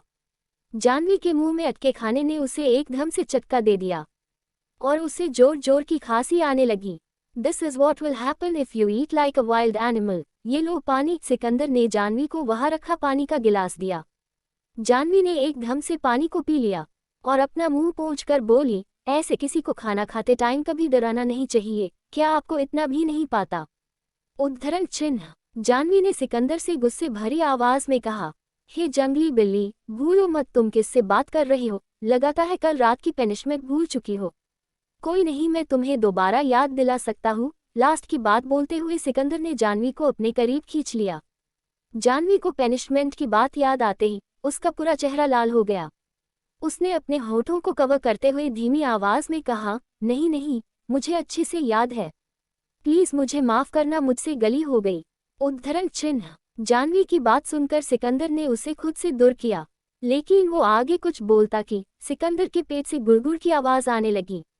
आखिर वो तनवीर के साथ आज पूरा दिन लड़ाई के मैदान में था। खाना खाने की फुर्सत उसे कहाँ से मिलती? आपको भूख लगी है? रुकिए, मैं अभी आपके लिए खाना लाती हूँ। जानवी ने बिना सिकंदर को बोलने का मौका दिए उसके लिए खाना निकाल दिया। सिकंदर बिना कुछ कहे खाना खाना शुरू कर दिया, जबकि इतनी देर से क्यूटी बिना किसी बात की परवाह किए जब से खाना खाने में लगा हुआ था। जानवी को भी भूख लगी थी। आखिर सिकंदर की वजह से वो थोड़ा सा ही खाना खा पाई थी। Don't cast your greedy eyes on my food, if you are hungry then have another one. Sikandar ने जानवी की ललचाई नजरों को अपने खाने से भरी प्लेट पर जाते देखकर कहा। हकीकत तो सिर्फ जानवी को पता थी। उसने अपने और कुटाई के लिए जो खाना बनाया था वो अब सिकंदर को देने के बाद पूरा खत्म हो चुका था। नहीं, मुझे भूख नहीं लगी, मैं तो बस ऐसे ही देख रही थी। जानवी ने अपनी नजरें दूसरी तरफ घुमाकर कहा, तुमने क्वीन को परेशान तो नहीं किया? सिकंदर ने अचानक से अपनी चुप्पी को तोड़ते हुए कहा। जानवी ने अपना मुंह फूला कर कहा, मैं अपनी प्रिंसेस को कभी परेशान नहीं करती। ऐसा लग रहा था जैसे सिकंदर जानवी को चुप नहीं देखना चाहता था। कल तुम्हें और क्वीन को शिवालय वापस भेज दिया जाएगा, इसलिए आज की रात तुम मेरे कमरे में सोना। सिकंदर ने जानवी को हैरान करते हुए ये बात कही। आखिर मैं तुम्हारे कमरे में क्यों सोऊं? इस कैस्टल में सर्वेट काट है, इतने सारे रूम हैं, मैं वहां सोऊंगी। जानवी ने अपनी हैरानी को छिपाते हुए एकदम से बिला। सिकंदर ने अपना खाना खत्म कर लिया था।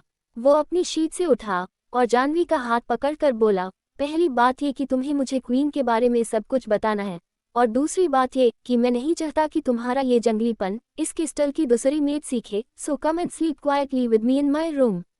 सिकंदर ने लास्ट की बात बोलते हुए उसके कान में अपनी ठंडी सांसें छोड़ दी। नहीं नहीं, मुझे नहीं जाना, मैं प्रिंसेस के रूम में फ्लोर पर सो जाऊंगी, लेकिन तुम्हारे रूम में बिल्कुल नहीं, जानवी ने घबराते हुए कहा। सिकंदर ने जानवी को अपने साथ ले जाते हुए कहा, क्वीन और किंग के बीच में मैं तुम्हें हट्टी तो नहीं बनने दूंगा, और अगर तुमने ज्यादा ड्रामा किया तो जो मेरे कल नहीं किया था वो मैं आज रात कर सकता हूँ, समझी? सिकंदर की कोल्ड आवाज सुनकर जानवी बिल्कुल चुप हो है। वही काशवी की टेंशन और घबराहट के मारे जान जा रही थी। बेड पर अपने मुंह पर कमल डाले काशवी टेंशन के मारे सांस तक नहीं ले पा रही थी। आखिर ये टायरेंट मेरे कमरे के बाथरूम में शावर लेने क्यों गया है? क्या आज रात ये इसी कमरे में रुकने वाला है? अगर इसने मेरे साथ कुछ ऐसा वैसा करने की कोशिश की तो इसके सामने तो मेरी मार्शल आर्ट टेक्निक भी घुटने टेक देती है। मैं खुद को कैसे बचाऊंगी? काशवी की टेंशन तनवीर को लेकर और बढ़ रही थी। आखिर तनवीर ने काशवी को वार्निंग जो दी थी। गर्मी के टाइम पर काशवी सिर्फ तनवीर की नजरों से खुद को बचाने के लिए कंबल ओढ़े लेटी थी। टेंशन के मारे उसे होश ही नहीं रहा कि वो पसीने से पूरी गीली हो चुकी थी।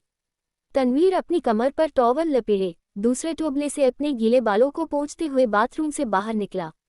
इस बार मैं अपने आप को किसी भी कीमत पर कंट्रोल से बाहर नहीं होने दूंगा, फिर चाहे मेरी डॉल कितना ही क्यूट फेस बना कर मुझे क्यों न देखे। तनवीर ने बेड पर नजर डालते हुए खुद से कहा, डॉल तुम्हारा पेट दर्द तो नहीं हो रहा? मैं तुम्हारे लिए गर्म पानी मंगवाऊं या फिर तुम्हें भूख तो नहीं लगी? तन्वीर ने अपने पेट से गुड़गुड़ की आवाज़ को सुनकर काशवी से पूछा। लेकिन काशवी ने तन्वीर की बात का कोई जवाब नहीं दिया। क्या हुआ डॉल, तुम कुछ बोल क्यों नहीं रही? क्या तुम्हें अपने डैड और मॉम की फिक्र हो रही है? तन्वीर ने अभी भी काशवी के मुंह से कोई जवाब नहीं सुना, जिस वजह से तन्वीर को लगा कि शायद काशवी सो चुकी है। तन्वीर बिना देर किए काशवी के बगल में टॉवल के साथ ही लेट गया और ब्लैंकेट खींचकर वो काशवी से लिपटने ही वाला था कि उसे एहसास हुआ कि काशवी पूरी तरह पसीने से भीग चुकी है और उसकी आंखें डर से उसे ही घूर रही है। डॉल, मुझे लगा तुम सो चुकी हो, इसलिए मैं भी सोने ही जा रहा था। तन्वीर ने काशवी की आंखों को ओपन देखकर नर्वस होकर कहा। काशवी ने बिना कुछ सोचे समझे कहा, टायरेंट, लिसन टू मी, अब मुझसे और नहीं हो रहा, मैं अपने कंट्रोल से बाहर हूँ, तो मुझे थाम लो। ये बोलते हुए काशवी ने अचानक से तन्वीर को किस कर लिया। मुझे काशवी और तन्वीर के बीच बढ़ते डिजायर को फिल करना था, लेकिन इस बार काशवी इनिशिएटिव लेगी। चैप्टर 49 द इंटेंस किस इन रोमांटिक नाइट। काशवी की इंटेंस किस से तन्वीर एकदम से चौंक गया। वो कुछ सोच समझ पाता कि काशवी उससे पहले ही तन्वीर के ऊपर आकर बेहद अग्रेसिव हो चुकी थी। तन्वीर को समझ नहीं आ रहा था कि अचानक उसकी डॉल किसी वाइल्ड कैट की तरह क्यों बिहेव करने लगी। ये पहली बार था जब शायद काशवी ने तन्वीर को इस तरीके से चौंकाया था। लिटिल डॉल, स्टॉप, तुम जानती नहीं तुम सोए हुए शेर के सामने उसका मनपसंद खाना डाल रही हो। तन्वीर ने काशवी के होठों से खुद को दूर करते हुए इंटेंस वॉइस में कहा, जबकि वो खुद काशवी को नहीं रोकना चाहता था। काशवी की आंखें बंद और पसीने से लटपट उसका पूरा शरीर सो हल्का कांप रहा था, तन्वीर की बॉडी से टच हो रहा था। काशवी ने तन्वीर के कान में अपनी गर्म सांसें महसूस करवाते हुए क्यूट वॉइस में बोली, I know very well what I am doing, और वैसे भी तुम जिस शेर की बात कर रहे हो वो ठंडे पानी से नहाने के बाद भी जगा ही हुआ है, तो उसे जगाने का तो सवाल ही नहीं उठता। अब अबला नारी की तरह बिहेव करना बंद करो और मुझे अपनी बाहों में ले लो। काशवी ने ये बोलते हुए तन्वीर रोम रोम में आग भड़का दी। ऊपर से वो अपने होठों से तन्वीर की गर्दन पर निशानी भी दे रही थी। तन्वीर ने एक झटके से काशवी को अपने ऊपर से संभाल कर उतारा और खुद उसके ऊपर आ गया। काशवी के दोनों हाथ इंटरलॉक करके तन्वीर ने खुद को संभालते हुए काशवी को कोर नजरों से घूरा। लिटिल डॉल, सच सच बताओ, तुमने कुछ उल्टा सीधा तो नहीं खा लिया? या कहीं मेरे बाथरूम में जाने के बाद तुम्हारे सर में चोट वोट तो नहीं लग गई? आखिर कुछ देर पहले तुम इतनी शांत थी, अचानक तुम इतनी वाइल्ड कैसे हो गई? तन्वीर ने काशवी के फड़फड़ाते हुए पैर को भी दबोच कर लिया।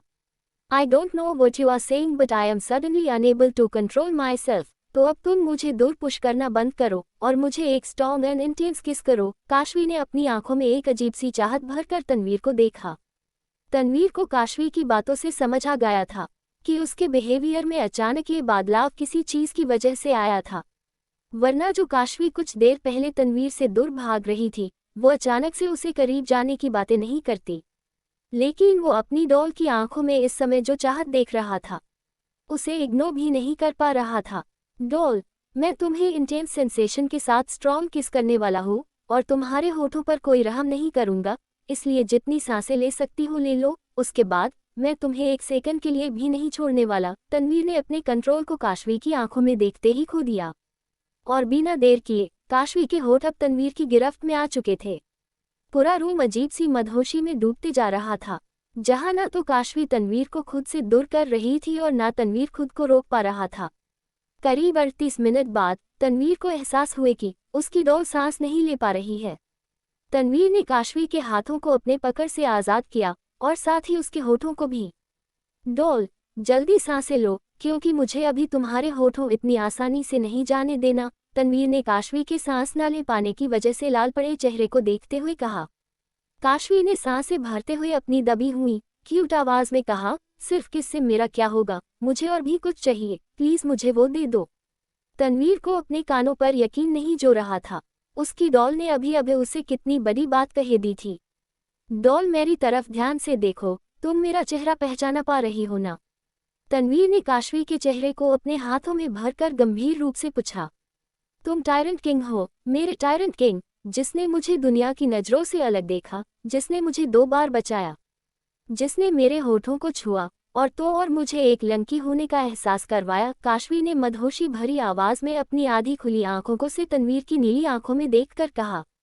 तनवीर के चेहरे पर इस समय बड़ी सी स्माइल अपनी जगह बना चुकी थी। ये सच था कि इस समय काशवी किसी तरह के ड्रग के नशे में आ चुकी थी, लेकिन काशवी के मुंह से निकल रहे शब्द तनवीर के दिल में खुशी की लहर भर रहे थे। लिटिल डॉल, मेरे बाथरूम में जाने के बाद क्या कोई रूम में आया था? किसी ने तुम्हें कुछ सुंघाया या फिर कुछ खिलाया पिलाया था? तनवीर ने काशवी की बातों में जो खुशी महसूस की थी उसे छिपाकर ये पूछने लगा। काशवी अपनी गर्दन ना में हिलाकर बोली, नहीं, मुझे किसी ने कुछ नहीं खिलाया, बस कुछ देर पहले एक कोड़े ने मेरी पिठ पर काट लिया था। काशवी की इतनी बात सुनकर तनवीर ने काशवी को तुरंत उल्टा लिटाया और उसके गाउन की जिप खोलकर चेक करने लगा। अब समझ आया मेरी डॉल इतनी वाइल्ड क्यों हो रही थी। तनवीर ने काशवी की पिठ पर नीला पर चूका निशान देखकर खुद से कहा और अपने होठों से उस नीले निशान में लगे उस कीड़े के डंक को चूस कर निकालने की कोशिश करने लगा। इस बात से अनजान कि उसके ऐसा करने से उसकी डॉल और ज्यादा अग्रेसिव हो रही थी। फाइनली निकल गया। डॉल, अब कुछ देर में तुम्हारा ये सारा बिहेवियर पहले की तरह हो जाएगा, तनवीर ने काशवी को सीधे लिटाकर कहा। तब तक मैं अपने आप को कैसे रोकूं? और फिर तुम्हारे उस जागे हुए शेर का क्या होगा जो शिकार करने को तड़प रहा है? काशवी ने तनवीर को बेचैन करते हुए कहा।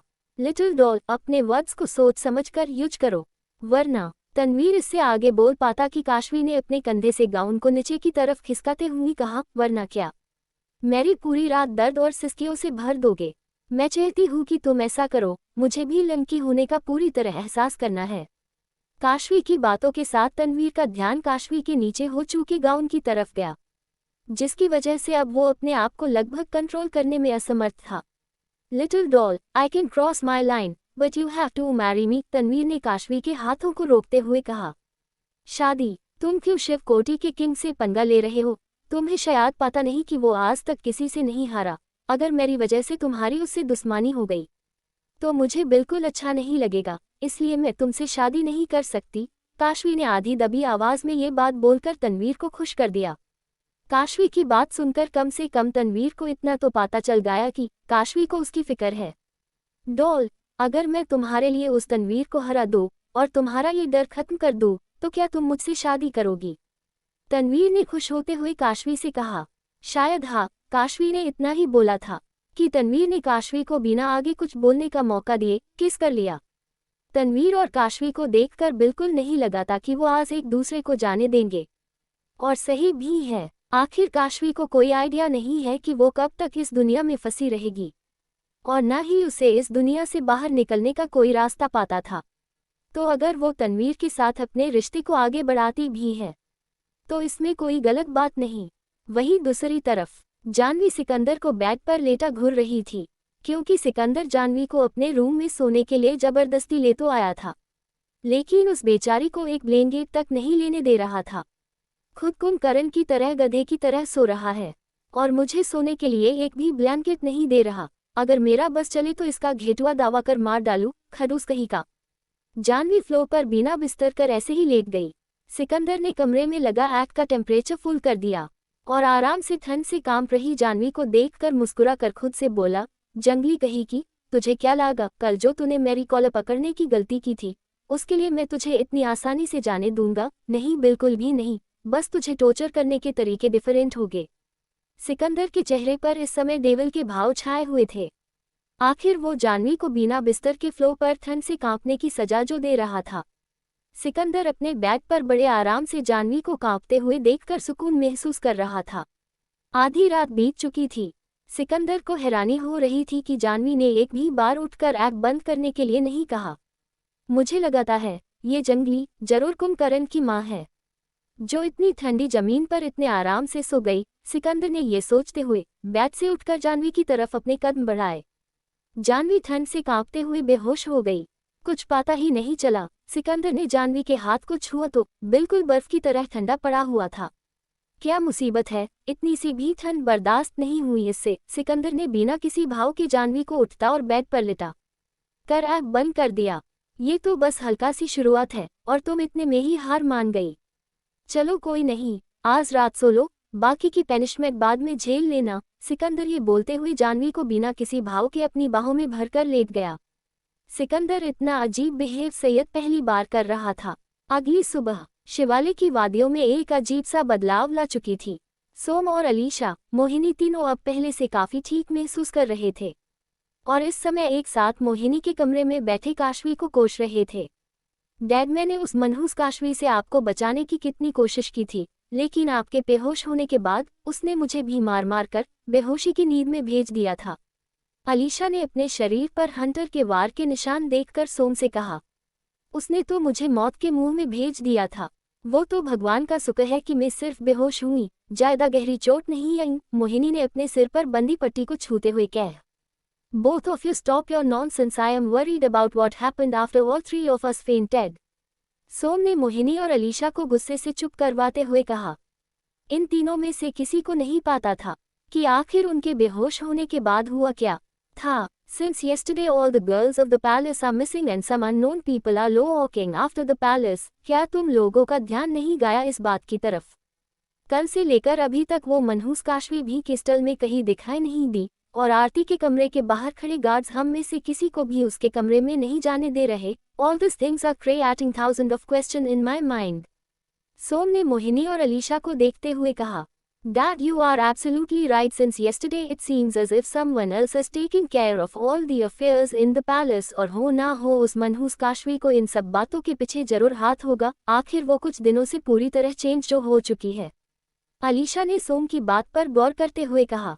वहीं दूसरी तरफ शिवकोटी राज्य में आज की सुबह एक नई शुरुआत और नई रोशनी लेकर आई थी।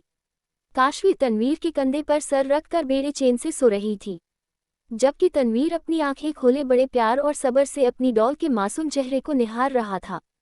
शायद तनवीर के लिए ये उसकी जिंदगी की सबसे खुशहाल और प्यारी सुबह थी, क्योंकि आंख खुलते ही उसकी डॉल का गोल मटोल मासूम चेहरा जो उसकी आंखों के सामने था।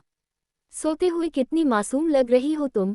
कोई तुम्हें देखकर ये नहीं कह सकता कि कल रात तुमने एक शेर को रात भर सोने नहीं दिया। तनवीर ने काशवी के चेहरे पर आ रहे उसके बालों को कान के पीछे किया और उसके माथे पर किस करके बोला, लिटिल डॉल सुबह हो गई, उठ जाओ और अपने हस्बैंड को एक गुड मॉर्निंग किस दो।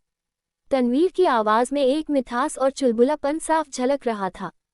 काशवी ने अपनी आंखें अपने हाथ से रब करते हुए तनवीर को देखा। हजारों सवालों के साथ कल रात की सारी बातें काशवी के दिमाग में किसी मूवी के टेलर की तरह चलने लगी। कावी अपने आप को चीखने से रोक नहीं पाए और तनवीर के कान के पर्दे फाड़ते हुए जोर से चिल्लाए, शुश लिटिल डॉल, मेरे कानपुर में तुम्हारी चीख सुनकर हड़ताल मच जाएगी, चीखना बंद करो। ये बोलते हुए तनवीर ने काशवी के मुंह पर हाथ रख दिया। काशवी की बड़ी बड़ी आंखें तनवीर को हल्की नमी के साथ देख रही थी। तनवीर ने कुछ सेकंड बाद काशवी के मुंह से अपने हाथ को हटाया। लिटिल डॉल जस्ट रिलैक्स, सब ठीक है। तनवीर ने काशवी को ये बोलते हुए अपने गले लगा लिया। काशवी को घिरे घिरे कल रात की सारी बातें साफ साफ याद आ गई, जिसके बाद उसके चेहरे के एक्सप्रेशन समझ पाना मुश्किल सा लग रहा था। काशवी ने अपनी कमर और लोअर एरिया में दर्द महसूस करते हुए तनवीर से पूछा, क्या सच में हम दोनों ने अपनी लाइन क्रॉस कर दी? भले ही काशवी जानती थी कि उसकी कमर और लोअर एरिया का पेन मंथली साइकिल की वजह से नहीं था, फिर भी वो अपने आप को ये बात पूछने से रोक नहीं पाई। तनवीर ने काशवी को उसी तरह अपनी बाहों में भरे हुए बड़े प्यार से कहा, माई लिटिल विफाई, इट्स ऑक, हस्बैंड वाइफ के बीच में लाइन क्रॉस होती रहती है, इसलिए सारी टेंशन दूर करो और मेरी दुल्हन बनने के बारे में सोचो। कल तुमने मुझसे शादी के लिए हाँ कर दी है, अब मैं तुम्हार और तुम मेरी। तनवीर की बातें काशवी को एक सुकून की मुस्कान दे चुकी थी। आखिर रात बिताने के बाद कितने ऐसे लोग होते हैं जो सुबह अपना असली चेहरा दिखा देते हैं। काशवी कहाँ से आई थी वहाँ तो ज़्यादातर ऐसा ही होता था। मैं तुम्हें एक्सेप्ट करती हूँ, लेकिन तुम्हें मेरी एक कंडीशन माननी होगी, काशवी ने तनवीर के माथे पर किस करते हुए प्यार से कहा। तारांकन रीडर्स, मुझे अपनी ये स्टोरी जल्द से जल्द पूरी करनी है, इसलिए डेली के 3 चैप्टर आपको ज़रूर मिलेंगे।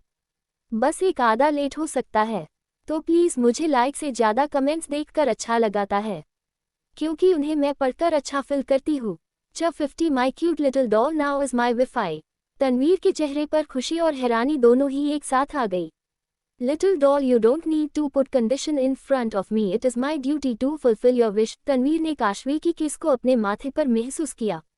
बताओ क्या करवाना चाहती हो तुम मुझसे? तनवीर ने काशवी को अपनी बाहों में भरे हुए पूछा।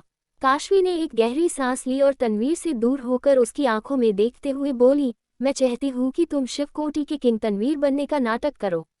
काशवी की बात सुनकर तनवीर अपनी हंसी नहीं रोक पा रहा था। आखिर उसे शिव कोटि का किंग बनने का नाटक क्यों करना जब वो खुद वही है।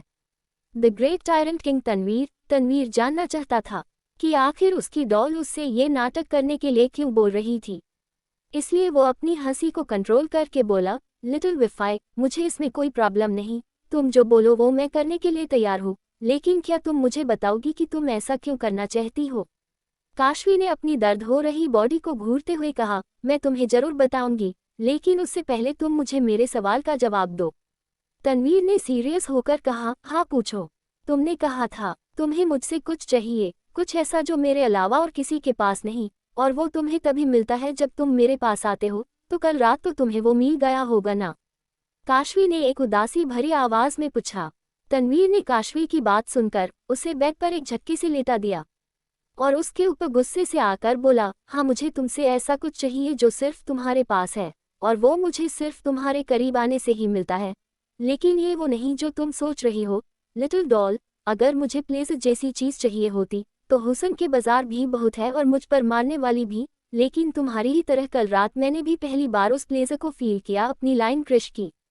अगर तुम्हारी जगह कोई और होती तो मैं उसे देखता तक नहीं। तनवीर की आवाज़ में एक सीरियसनेस भरी हुई साफ साफ सुनाई दे रही थी। ऐसा लग रहा था जैसे काशवी की बात से तनवीर के दिल में चोट लगी हो। आई एम सॉरी अगर मेरी वजह से तुम्हें दुख हुआ हो, लेकिन मैं जानना चाहती हूँ कि ऐसी कौन सी वजह है जो तुम सिर्फ मेरे लिए ऐसा फील करते हो। क्या है मुझमें ऐसा जो तुम्हें किसी और लड़की में नहीं दिखा? क्या मिलता है तुम्हें मुझे छूने से? प्लीज़ मुझे बातो। काशवी ने तनवीर की आंखों में दर्द पड़ते हुए कहा, मेरा ये राइट हैंड, ये है वो वजह, मुझे नहीं पता कैसे और क्यों, मेरे इस हाथ ने जब तुम्हें पहली बार छुआ था तो मेरे अंदर के एक बहुत बड़े राक्षस से लड़ने में मुझे बहुत ताकत मिली थी। अगर तुम उस रात मुझे उस जंगल में तालाब में डूबती हुई ना देखती तो शायद आज तुम्हारा शिवाले पूरी तरह आग की लपेट में जलकर राख हो जाता। तनवीर ने ये बोलते हुए अपने माथे पर पसीना महसूस किया। वहीं काशवी नासमझ की तरह तनवीर को घूरे जा रही थी, जैसे तनवीर की एक एक बात उसके सर के ऊपर से है हो। देखो, मुझे पता है तुम एक डेविल या राक्षस से कम नहीं हो, लेकिन तुम मुझे क्या बताना चाहते हो मुझे कुछ समझ नहीं आ रहा। क्या तुम थोड़ा साफ शब्दों में बताओगे? काशवी ने तनवीर को शांत करवाते हुए कहा। तनवीर काशवी से हल्की दूरी पर बैठकर अपने अपने राइट हैंड को देखने लगा। वो काशवी से कुछ कहता कि उससे पहले काशवी बेड पर उठकर बैठने की कोशिश करते हुए धीमी आवाज में बोली, रात भर बिना रुके मेहनत करने की क्या जरूरत थी तुम्हें? मेरे ऊपर थोड़ा तरस ही खा लेते, मेरी पूरी बॉडी दर्द में चूर लग रही है। काशवी ने ये बोलते हुए तनवीर को देखा, जो अपने चेहरे के एक सा प्रश्न बदल चुका था। लिटिल विफाई, कल रात मुझसे ज्यादा तुम एग्रेसिव थी। मैंने तो जो किया सो किया, तुमने भी कोई कमी नहीं छोड़ी। देखो मेरी पिट तुम्हारे नाखूनों से भरी पड़ी है, मैंने तो एक बार भी कंप्लेंट नहीं की। तनवीर ने काशवी को अपनी पिट दिखाते हुए कहा सच में नाखून से सारी पिट भर चुकी थी। इतनी खरोच तो आज तक तनवीर को लड़ाई लड़ते वक्त ही नहीं लगी। गार्ड्स बड़े से बड़े हथियार और तलवार लेकर ऊपर अटैक करते थे। तनवीर की पिट देखकर काशवी के चेहरे पर बड़ी सी हैरानी आ गई। आखिर उसे खुद के किए पर इतनी आसानी से यकीन कैसे आ सकता था। लेकिन कुछ देर बाद उन निशानों को घूरने के बाद काशवी के चेहरे पर रात का टाइम याद करते ही चमक आ गई। उसने ऑकवर्ड फील करते हुए धीमी आवाज में कहा, ये निशान दिखाकर तुम टॉपिक को बदल रहे हो, तुम मुझे कुछ एक्सप्लेन करने वाले थे। उद्धरण चिन्ह। काशवी की बात सुनकर तनवीर ने काशवी को घूर के देखा। लिटिल विफाई, मुझे लगाता है तुम्हें इतनी जल्दी ये बातें समझ नहीं आएंगी, इसलिए कुछ टाइम दो, उसके बाद तुम आराम से समझ जाओगी। अभी के लिए तुम इतना जान लो कि तुम मेरे लिए सबसे ज्यादा इम्पोर्टेंट हो, इसलिए मैं भी तुमसे नहीं पूछूंगा कि तुम मुझे शिव कोटि का किंग तनवीर बनने का नाटक करने के लिए क्यों बोल रही हो। तनवीर ने ये बोलते हुए अपनी कमर पर टॉवल लपेटा और बैग से नीचे उतर कर बोला, शिवाले जाने के लिए देर हो रही है, चलो चलकर फ्रेश हो लो। काशवी ने अपनी बॉडी पर नीले निशानों को देखकर झट से ब्लैंकेट लपेटकर बोली, तुम पहले नहा लो, मैं बाद में नहा लूंगी। Don't want to take bath with you, मुझे बहुत शर्म लग रही है। काशवी की बात सुनकर तनवीर के चेहरे पर स्माइल आ गई। उसने बैग के पास झुककर काशवी से कहा, लिटिल डॉल से अब तुम मेरी विफाई बन चुकी हो, और मुझे जो देखना चाहिए था कल रात मैंने वो बड़े अच्छे से देख लिया है, तो शाय फील करने की जरूरत नहीं है तुम्हें। अब अच्छी बच्ची की तरह उठो और चलो मेरे साथ। तनवीर की आवाज में एक चुलबुला बंद था। काशवी ने तनवीर की बात मानने हुए बेड से उठने की कोशिश की, लेकिन अगले ही पल उसकी दर्द से आह निकल गई। देखा, दर्द के मारे तुम खुद से खड़ी तक नहीं हो पा रही हो और बात कर रही थी खुद से नहाने की। तनवीर ने काशवी को अपनी गोद में उठाकर उसे टीस करते हुए कहा, गलती तो तुम्हारी है, तुम्हें इतना वाइल्ड होने की क्या जरूरत थी। काशवी ने अपनी मुंडी तनवीर की चेस्ट से टिका कर कहा, विफाई नॉट फेयर यार, शेर को सोने तुमने नहीं दिया और सारा इंजाम मेरे ऊपर। ये बोलते हुए तनवीर ने काशवी ब्लश कर रहे चेहरे को देखा। वहीं दूसरी तरफ सिकंदर के कमरे में अलग ही बवाल मचा हुआ था। रात में जो सिकंदर जानवी को अपनी बाहों में भर कर सोया था, अब वो बेड से नीचे किसी लबरीश की तरह गिरा दिख रहा था। जानवी पूरे बेड पर अपना कब्जा जमाए आराम से सो रही थी। वहीं सिकंदर ठंड से कांप रहा था।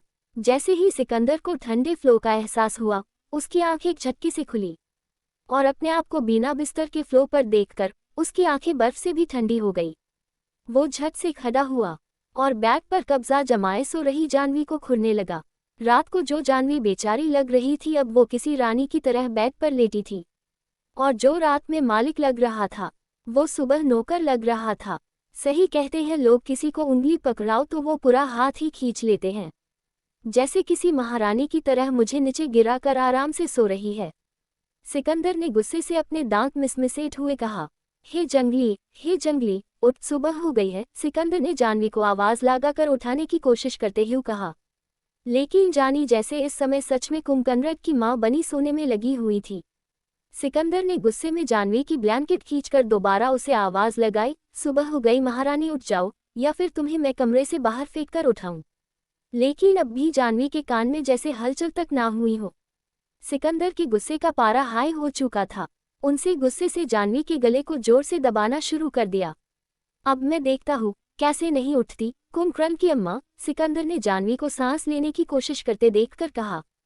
खांसने की जोर जोर की आवाज के साथ जानवी उठी और सिकंदर को अपनी गर्दन पकड़े देखकर डर गई। बचाओ बचाओ, ये राक्षस मुझे जान से मार रहा है। हे जंगली, शोर मचाना बंद करो। तुम नींद से उठने का नाम नहीं ले रही थी, इसलिए मैंने इस तरीके से उठाने की कोशिश की, सिकंदर ने जानवी के चुप करवाते हुए कहा। जानवी अपना गला पकड़कर डर के सिकंदर से दूर होकर बोली, आप मुझे नींद से उठा रहे थे या सीधे यमराज के पास भेज रहे थे? अभी तक मेरी जान हलक में अटकी है। भला ये कौन सा तरीका है किसी को नींद से उठाने का? उद्धरण चिन्ह। सच में ये जंगली मुझे गुस्सा दिलाने का एक भी मौका नहीं छोड़ सकती। अगर ये क्वीन की मेड नहीं होती तो मैं इसे जिंदा दीवार में चुनवा देता। सिकंदर ने अपने दांतों को मिसमिस कर खुद से कहा, तुम्हारी नींद भाग गई हो तो उठकर मेरे लिए नाश्ता बनाओ, मुझे भूख लगी है। सिकंदर ने बात को ना खींचते हुए कहा। जानवी सिकंदर को घूर के देखते हुए बोली, मैं तुम्हारी मेड नहीं, अपनी प्रिंसेस काशवी की मेड हूँ। आखिर मैं तुम्हारे लिए खाना क्यों बनाऊं? सिकंदर के सामने आज तक इतनी जबान चलाकर कोई जिंदा नहीं बचा, लेकिन काशवी की वजह से कह लो या कोई और वजह से सिकंदर जानवी की सारी बदतमीजियों को नज़रअंदाज कर रहा था। सिकंदर ने ले कैस्टल में बेस्ट सिर्फ खाना बनाता था, क्योंकि सिकंदर और तनवीर एक ही जैसा खाना खाते थे। तो फिर सिकंदर जानवी को अपने लिए खाना बनने को क्यों बोल रहा था? क्या कल रात उसने जानवी के हाथ का जो खाना खाया था वो उसे बेस्ट सेफ के हाथ से भी अच्छा लगा था, या फिर वो बस जानवी के लिए काम बढ़ाना चाहता था? अगर तुम्हें सीधे तरीके से बात समझ नहीं आती तो मैं अपना दूसरा तरीका भी आजमा सकता हूँ, इसलिए मैं तुमसे प्यार से बोल रहा हूँ कि मुझे इरिटेट करने की अपनी आदत को सुधार लो, समझी? सिकंदर ने अपने गुस्से को अपनी मुट्ठी में बंद करते हुए कहा। जानवी को सिकंदर की बातें हैरान कर रही थी। ऊपर से वो अभी भी हल्की खनराए हुई थी, इसलिए वो सिकंदर के गुस्से को ना चाहते हुए भी भड़का कर बोली, बड़े अजीब आदमी हो आप। अब भला मुझे कैसे पता होगा कि मेरी कौन सी आदत से आप इरिटेट होते हो? अगर आपको मेरे बोलने से किसी दिन इरिटेशन होने लगी तो क्या मैं मौन बारात रख लूंगी? सिकंदर ने अपने गुस्से से पूरी तरह से अपना आपा खो दिया। उसने जानवी की बेक गर्दन पकड़ी और उसे बिना देर किए अपने चेहरे के करीब खींचते हुए उसके होठों को टॉर्चर करने लगा। जानवी की आंखें हैरानी से बड़ी हो गई। कुछ देर तो उसे समझ ही नहीं आया कि अचानक उसके साथ सिकंदर ने क्या कर दिया, लेकिन अगले ही पल उसे समझ आया। उसने सिकंदर को खुद से दूर धकेलने की कोशिश की, लेकिन सिकंदर ने उसे बैक पर पुश कर दिया।